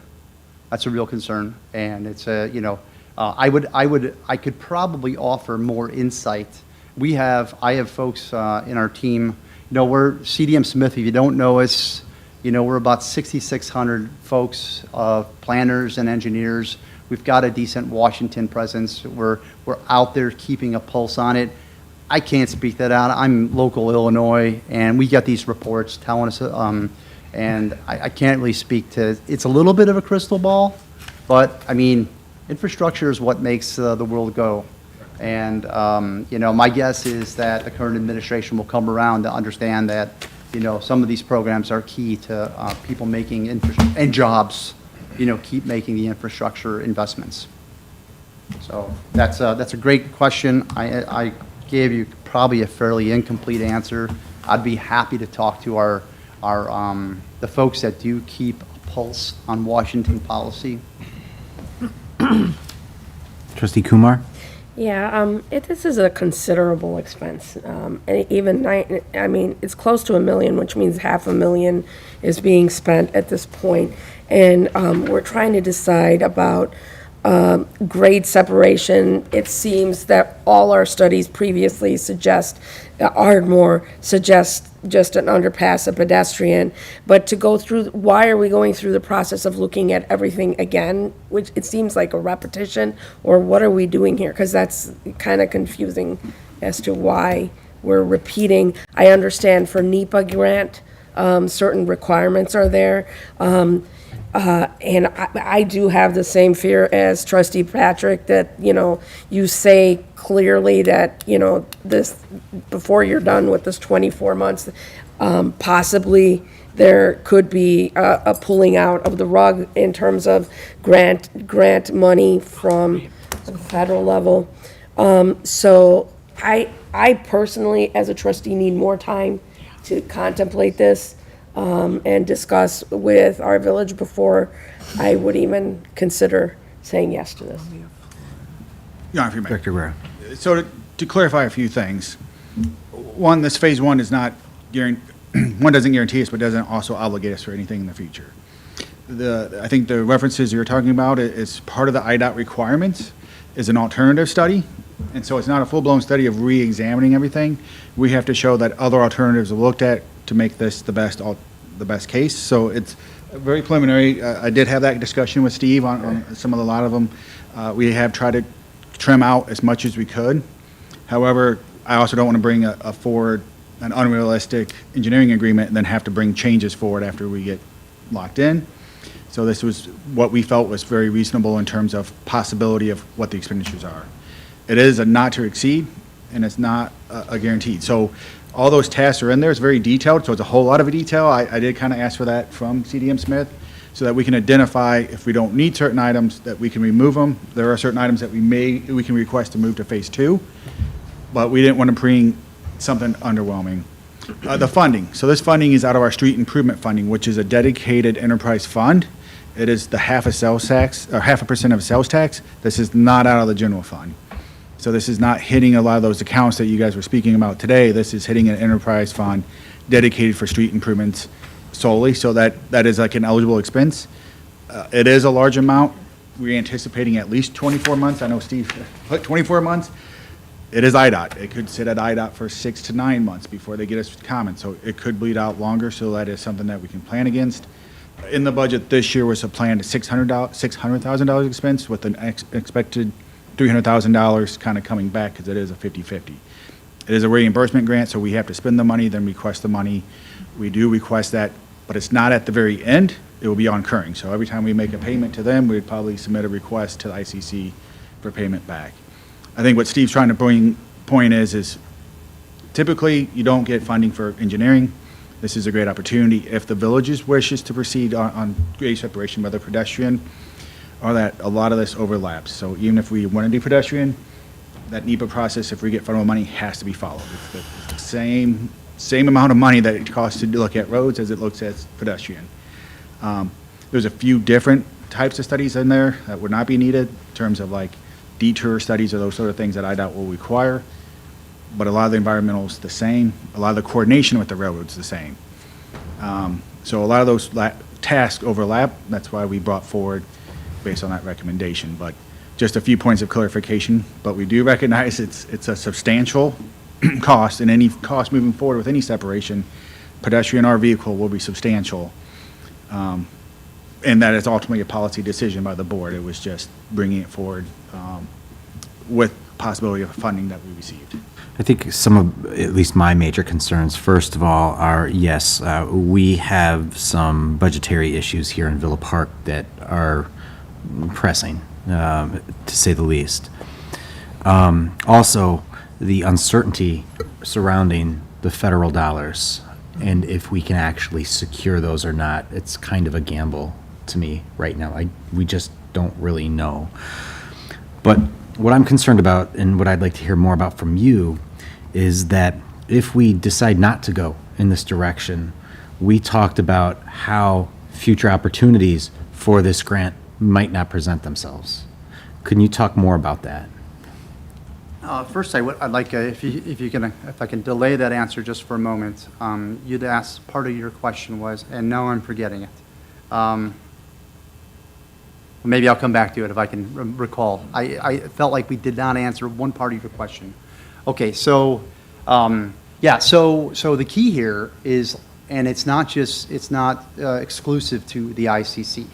It's exclusive to, for instance, the Village of Glen Ellen scored higher on their CMAQ application than on a secondary round of funds. Like, so every time, the DuPage Mayors and Managers Conference, they're in charge of, they get the funds from MPO, the CMAQ.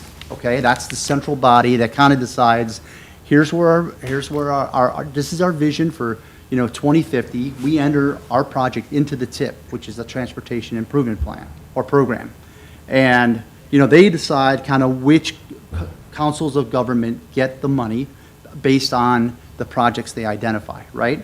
So, but what they want to know about is project readiness and project commitment. So Glen Ellen had a Section 106, a historic property issue that has taken, an exorbitant amount of time to resolve. So they were a little behind in the Phase 1 process. So even though the application scored higher, they got an additional, I think, $9 million in Elmhurst for the capital improvements because they were further along in the process. So it's a demonstrate progress and commitment. So that is what these funding agencies, they don't want to fund things that aren't going to get built or aren't real projects. So that is like, when we first met with Mike, that's why we outlined the entire process to kind of talk through what that capital improvement NEPA plan looks like.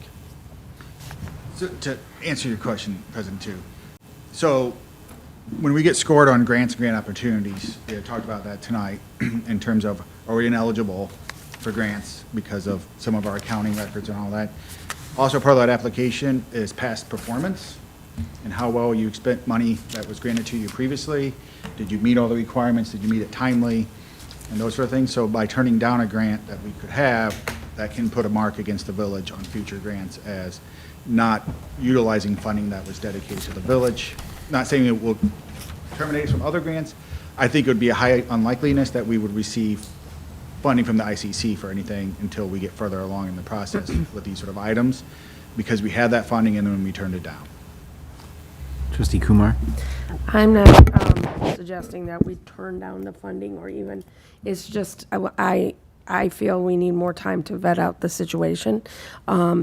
Now, the issue here, you talked about Elmhurst, that's 74%, that's the ideal situation, 74% was covered, which is still 10 million out of our pocket, right? And so, and that's at this time point, so 2 years from here, that's not 100% covered.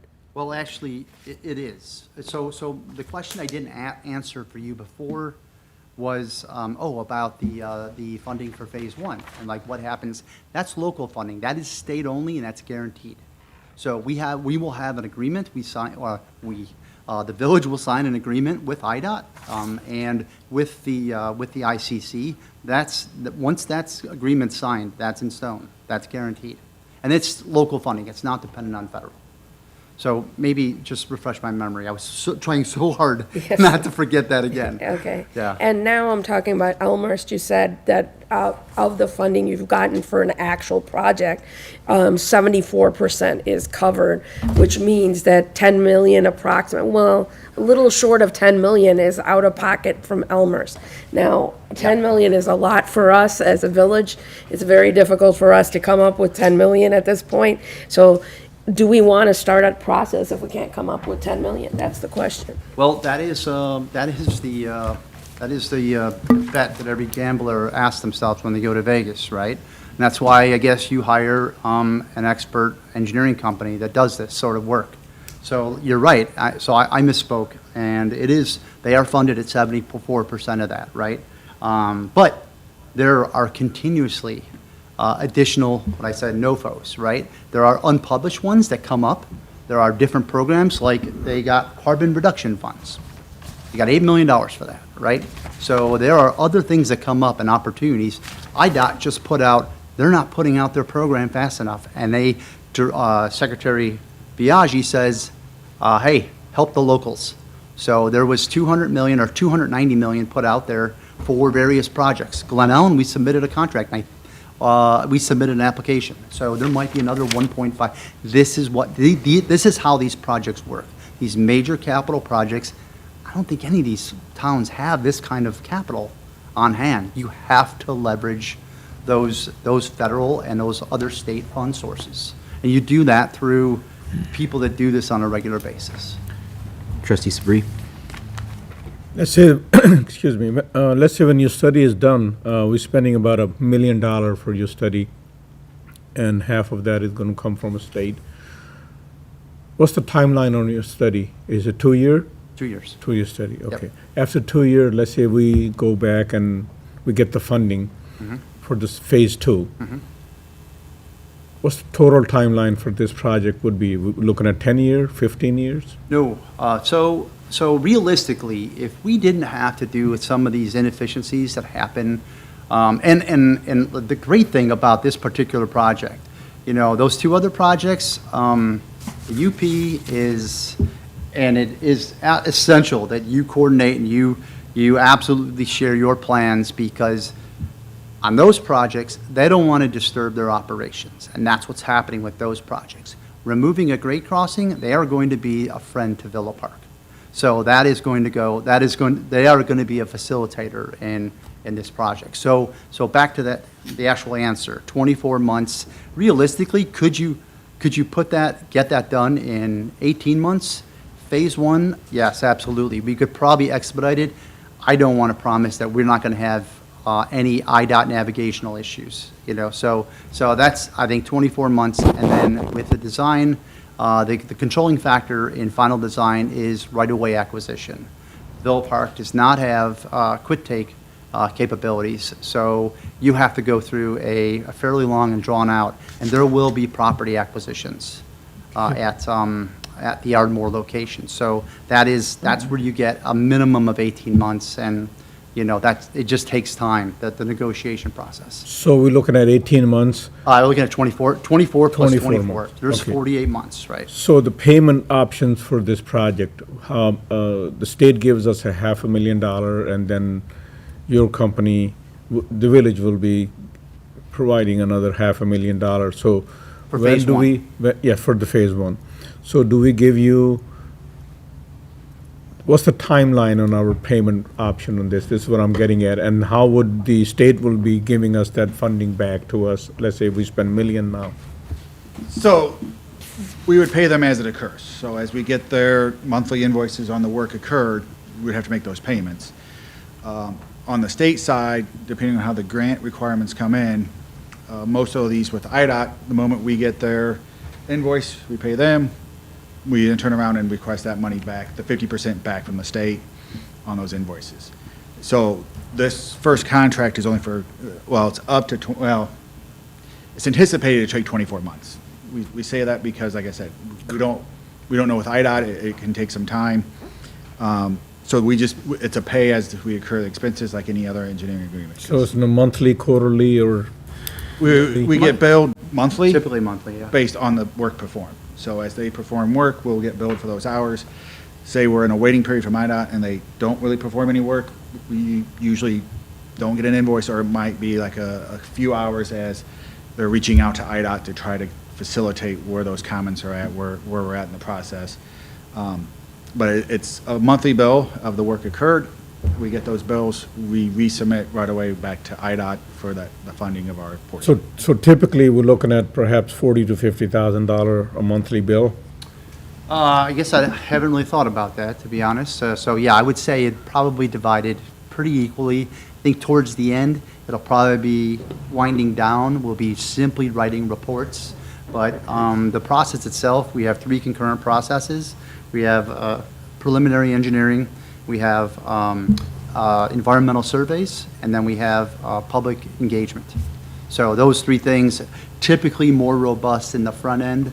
You know, you want that early engagement. You want the input from, say, the railroad, from the ICC, from Metro. You want that early so you make better transportation decisions.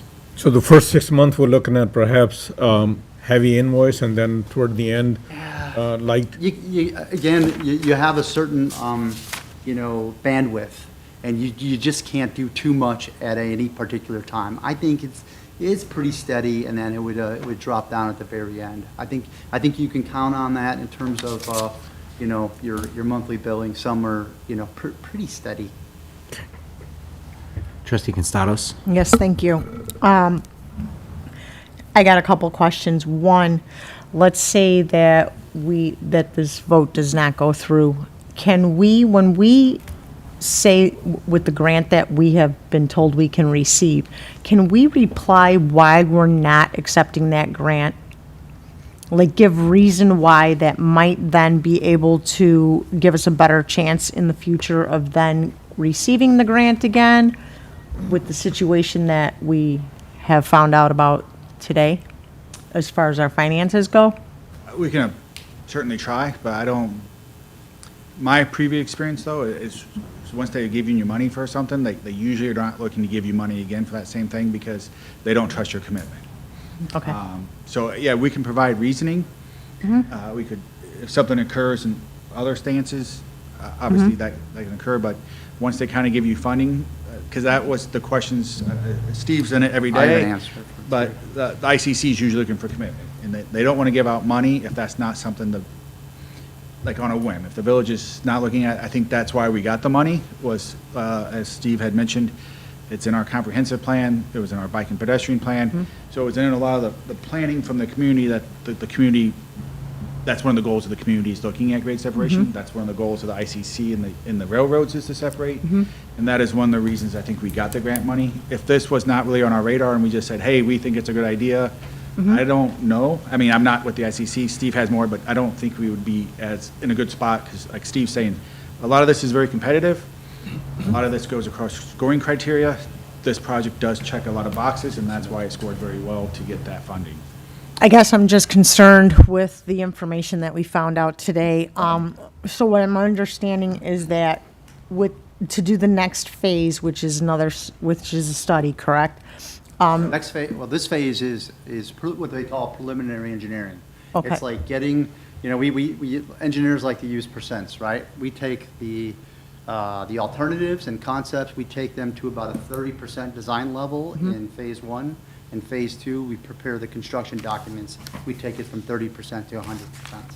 Okay. But if I could just add one thing to Mike's answer.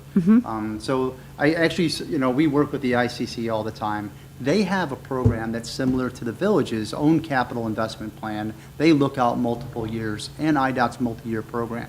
So what they told me today was their dollars that are programmed for 26, 27, fiscal years 26, 27, and 28 are becoming more and more competitive. Looking backwards, the agreements they've made, they've seen material and labor increases, right? I think we all know that this is occurring. So I think future funding cycles are becoming more competitive. But once you identify that you are invested and you're progressing with your project, you're in their program. So Okay. that's just another impetus to. So then you also said that we would have to acquire properties, correct? That's correct. So that's an additional cost that we would have to set in as well. So just for example, you said Elmhurst was at 41.6 million, okay? Let's just say we'd be at 40 million, just to throw a number out. We'd be at 40 million plus whatever it costs for us to acquire said properties and clear properties and all that as well, correct?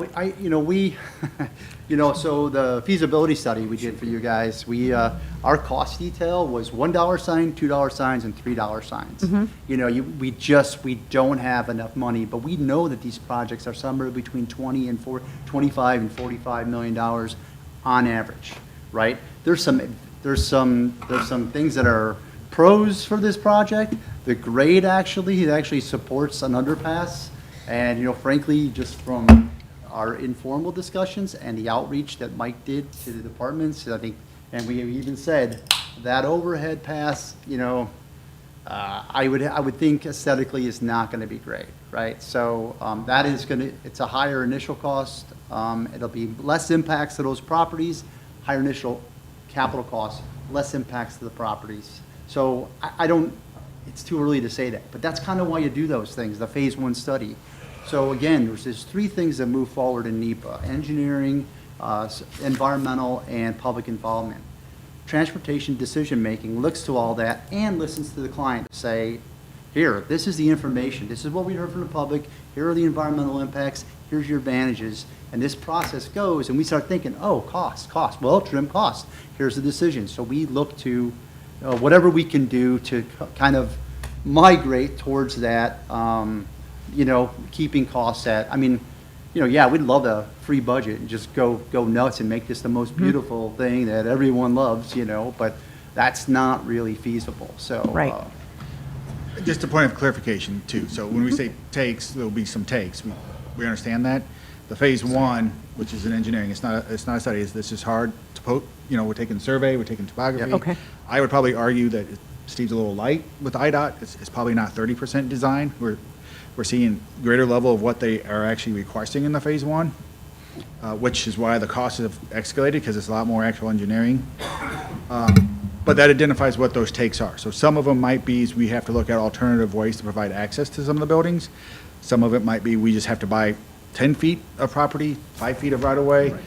Depending on that, we will not know that until we get the surveys in. We have design level engineering go in to say, yes, this run out is going to go all the way to Vermont and all the way to like Elm, or no, Division. Division, yeah. I'm sorry, Division.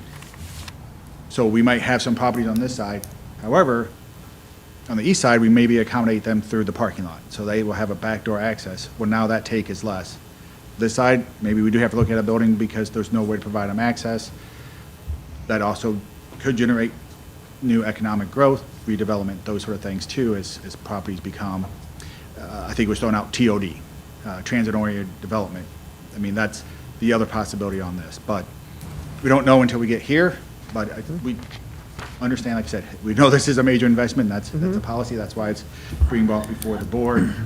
And I would mention, Steve had mentioned it, and I apologize because I kind of forgot until he mentioned that. So that money IDOT threw out. They're saying, hey, we're not spending it fast enough. You guys need to go spend it. Let's give it to the locals. It was kind of amazing, in my opinion, from what I've seen from IDOT, is they didn't put really a whole lot of restrictions on it. Right. They just said, hey, throw us a pitch. I do believe we threw this one at them to help fund the other portion, or a portion of it, as a possibility. We have not heard any words. We did throw like 2 or 3 projects at them that we have sitting in our works to help offset. And this was one of them. I apologize for not bringing that. I kind of lost my track of my memory that we did that. We threw this one, and we threw a few of our road projects at them to see if we can get some money. Because I think one of the only requirements is spend the money. Like you have to spend it quickly and efficiently, but it could be for engineering, it could be for construction, it could be for transit, it could be for sidewalks, it could be for all multitude of things that IDOT covers, which is, I would say, in my near 20 years of experience, this does not come with that level of kind of limited amount of restrictions on the funding. So that's still a possibility. We could acquire more funding as we move into this as well. Through that, I know they had asked for it. It was a very basic application.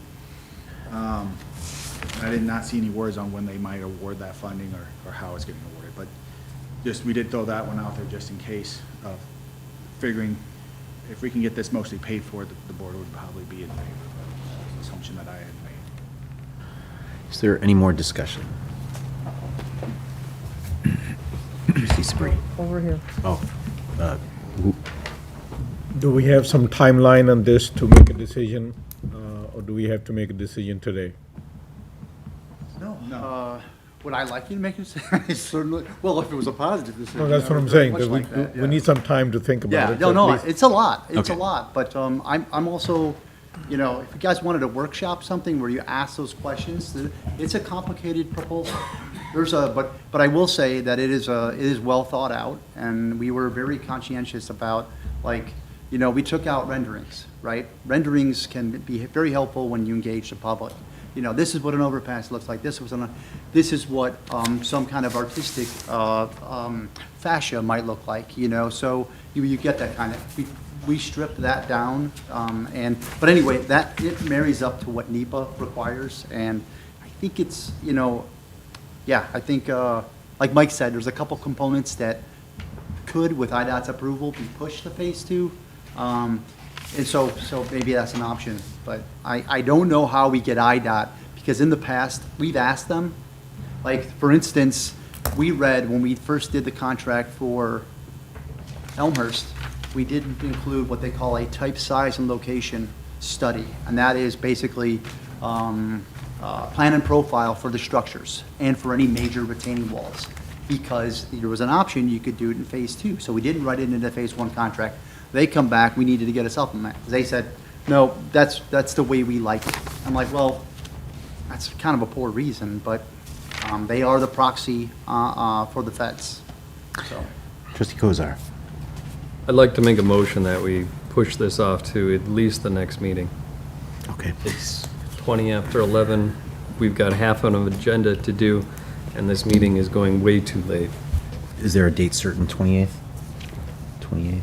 28th is fine. We Okay. can move it on the 28th if we deem necessary as well. I have a motion to move this resolution to July 28th. Do I have a second? I'll second. I'll second. Trustee Constado, second. Discussion? Roll call vote, please. You like roll, okay. Trustee Alfaro? Yes. Trustee Cordova? Yes. Trustee Constatos? Yes. Trustee, I'm sorry. Trustee Kozar? Yes. Trustee Kumar? Yes. And Trustee Sabi. Yes. Okay. So we'll move this to our 28th agenda so we could do, have more discussion there as well. In the meantime, trustees, board, if you have questions or concerns, please write them down. Please get them to us so that way we can submit those to them prior to that meeting, okay? All right, thank you. Appreciate your time. Thank you. Thank you so much. So we are moving along now to item, let's see, where are we? Paid for.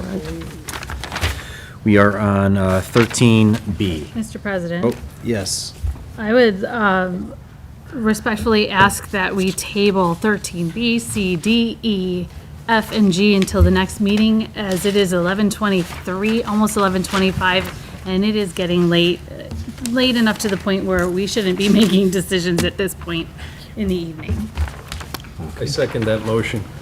Okay, so really quick, you said table 13B, C, D, E? D, E, The rest of the agenda, basically. the rest of the agenda basically, except for unfinished business, new business, and reports. Okay, so B, C, D, E, F, G. And first by trustee Alfano, a second Second. by trustee Kozar. Discussion? Trustee Kumar. When are we tabling it to the next meeting? I have a question. Okay, that's good. Okay. We can do a voice vote for that, correct? Voice vote, please. Ayes? Aye. Aye. Nays? Ayes have it. Okay, those will be postponed to our July 28th meeting for consideration there.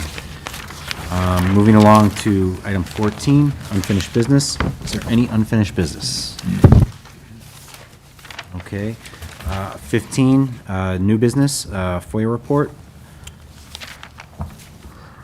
Well, thank you, Mr. President. I'll take this from here. Actually, in the packet, there's 327 pages of information from June 1st, 2024 to June 1st of 2025. This was put together by Deputy Chief Dan McCann, who's going to be our Human Resource Manager moving forward. That email just went out. What I wanted to convey to you, and as DC McCann had mentioned, this is an incredible amount of work to put this together. This is very labor intensive to put this kind of report together with the kind of software we have. And I know that it was requested to put a monthly report like this together. It's very time intensive. And it takes us away from our regular daily duties. So I would request that we can make this more periodical, maybe quarterly, maybe half a year, if at all. Like I said, it's a tremendous undertaking, and it took several people to put this together. Manager Rivas, just to clarify really quick, I understand the amount of time that goes into that as well. I think what the board might be looking for is more or less a skimmed down version of this. not necessarily police FOIA reports, but more or less administrative FOIA reports. But as a, to skim it down, basically just a simple, how many FOIA reports did we have in the certain month period that were administrative? What were they for? Are they closed? And who was the person requesting the FOIA? So name of the person requesting the FOIA, whether it's closed or not, and what the general FOIA request was for. I don't know if that would help alleviate some of the workload associated with all FOIAs, but I think if we had a slimmed down version, that would be beneficial. I will get back to you on that. Okay, sounds good. Is there any discussion? Trustee Kumar? I want to say that I did appreciate all the work put in that FOIA report. I do want to also say that probably it's not going to be as difficult going forth because you will only be dealing with 1 month rather than a whole year as you put the FOIA report together, because as you go on. But I'm good with getting this FOIA report on a quarterly basis. I personally think that's enough. But if people want it on a monthly basis, I mean, we could get it on a monthly basis. I'm not against that. I just think a quarterly is fine. Manager Rivas, also, you know what? Never mind. We're good. Where do we stand currently with our, we're still having a heavy workload with FOIAs, is that correct? That is correct, sir. We're still playing catch-up from the previous administration. We had 47 FOIAs that were never touched, that we had come across in a drawer. So we're working through those diligently, and those will be worked on a daily basis, and that's being worked on by Deputy Chief McCann as well as my administrative assistant, Cheryl Wagner. Thank you. Is there any more discussion? Yes. Trustee Alfano? Yes, I would still appreciate to have something monthly. I do agree that now, that when it's monthly, it would not be as big of a job. And I also think that if it's just limited to administrative, I don't know that we need all of the police information. Okay. Any more discussion? Okay, seeing none, we do not have any village commission reports. Village clerk's report. I wanted Trustee. under new business, sorry. Okay, Trustee Constados under new business. Sorry about that.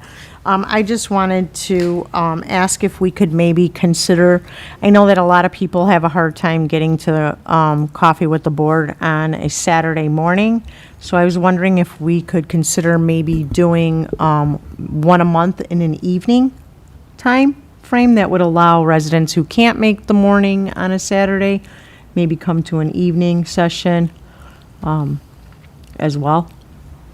Okay. Just for consideration. Okay. Thank you. Trustee Kumar. I would like to support Trustee Constantos on that, because for me, Saturday mornings are always a problem getting to, as for religious reasons, as I've mentioned many times in the past, including in the past administration. So it is a problem.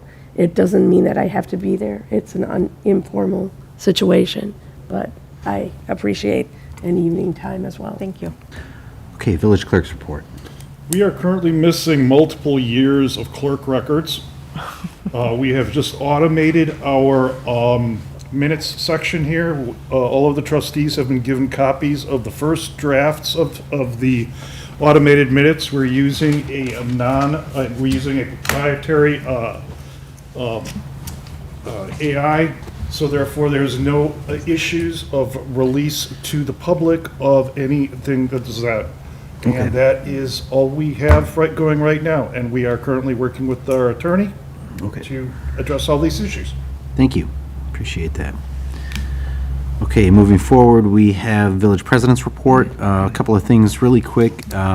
Appointments to the local liquor control commission that we had just passed this evening.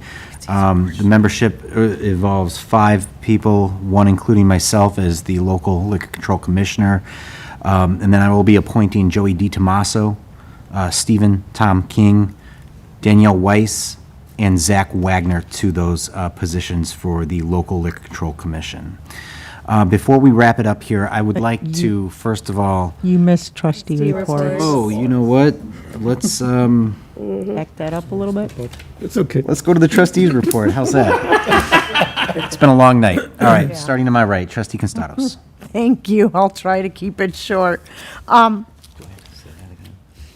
just wanted to encourage people to, we had a really good outcome of residents come to discuss the commissions. And with all of the information that has kind of been given out today as far as our budget and finances, and now finding out that there's records that are missing, I would really like to encourage and challenge a lot of our residents to start attending some meetings on other issues as well. These are important issues, and, this is our money, this is our village. These are our records, our legal records, and these are issues that we need the residents to engage with as well. And so I would like to see some more people come out and hear what they have to say and share the information and listen to the information we have to give as we receive it and are able to release it to you. And that's all I have. Thank you. Thank you. Trustee Cordova. No report. Thank you. Trustee Kozar. 11:33, nothing left to say, no report. On my left, trustee Kumar. I just want to thank all the commissioners that came out. I've been speaking about process. I hope that we as a board will come to a good process to get all our commissioners in some commission and some voluntary form, as I've been saying since the beginning, and that we change the law, the process first, and go to the law in the next agenda, and we look at it in that way.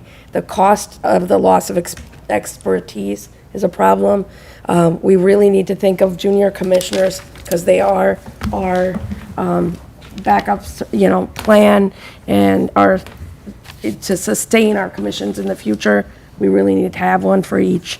And if I had 1,000 paper cranes that I could put in a big jar, I would wish that all our commissioners could just stay and also take in all the different commissions and the new commissioners. And so I think we need to work as a board towards that goal.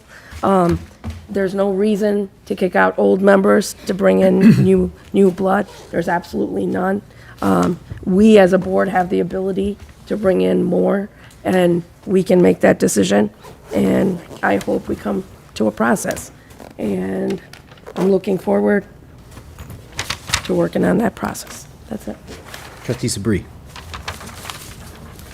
I just want to say that the new commissions or the new commissioner we are going to be appointing, let's just not think that they're not qualified to do the job. I think we have done a wonderful job interviewing those people. You have taken a lot of time talking to them, and so most of them, they have the qualification to carry on the responsibility. But that doesn't mean that the old commissions, we are saying that they're not needed. They should be part of some sort of either liaison, or they should be the subcommittee and so forth. So let me speak. Sorry. So as we discuss that some of these other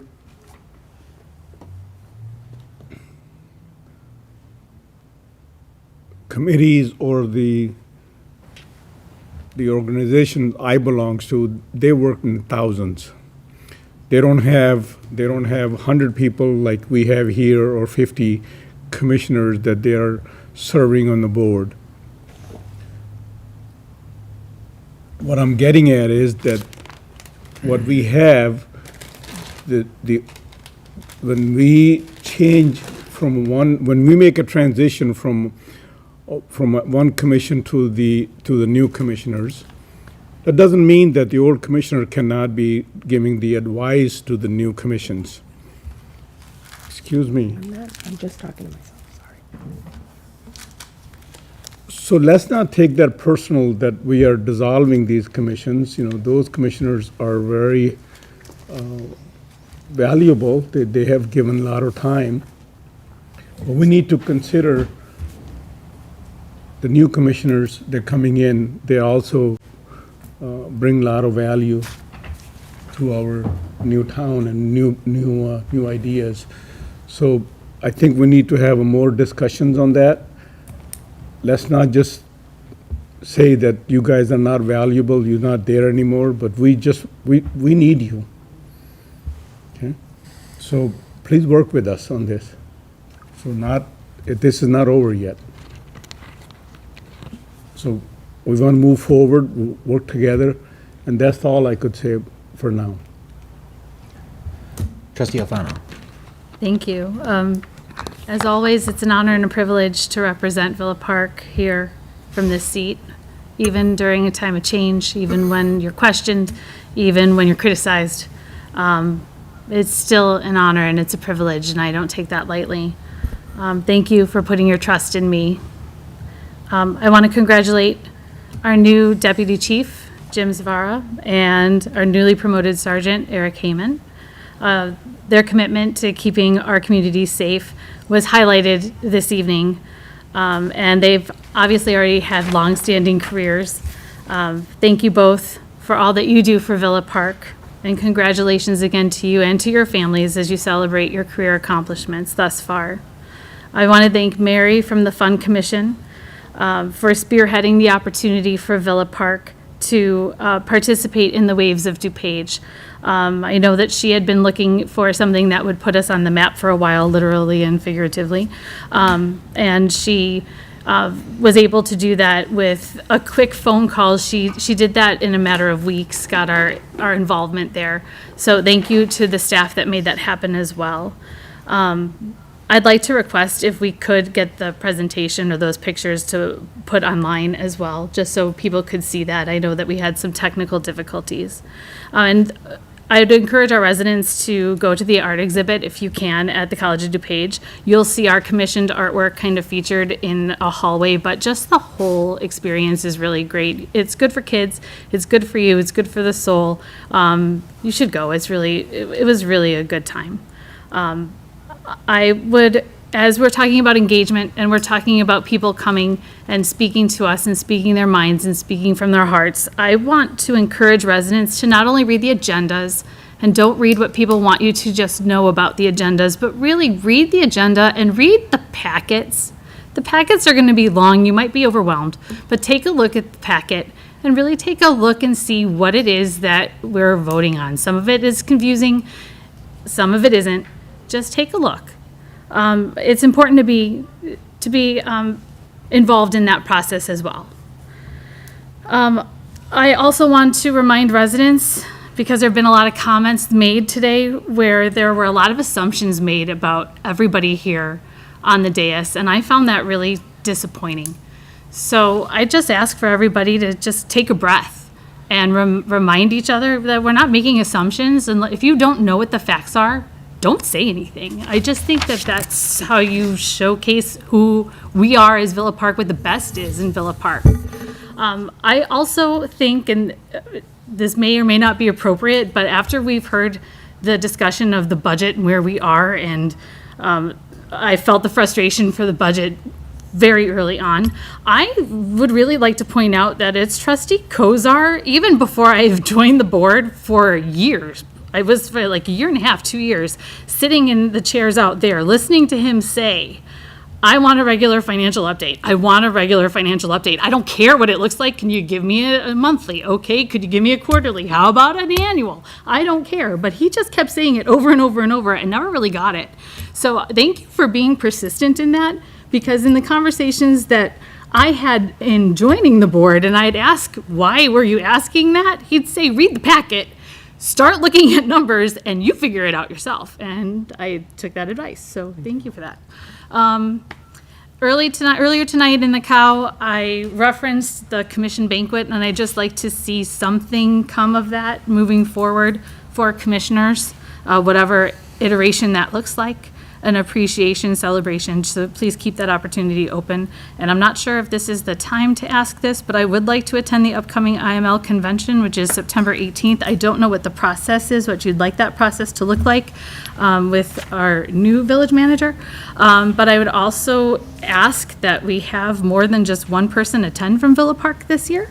So please keep that into consideration, fellow trustees. It's September 18th through 20th. And that's all I got. Hey, thank you. So I know we're getting late, and believe it or not, I know it's 19 minutes now to midnight, and based off of our last meeting, we are actually making progress. So, All you have to do is continue 5 items. hopefully moving forward, we will continue the good progress that we are making here.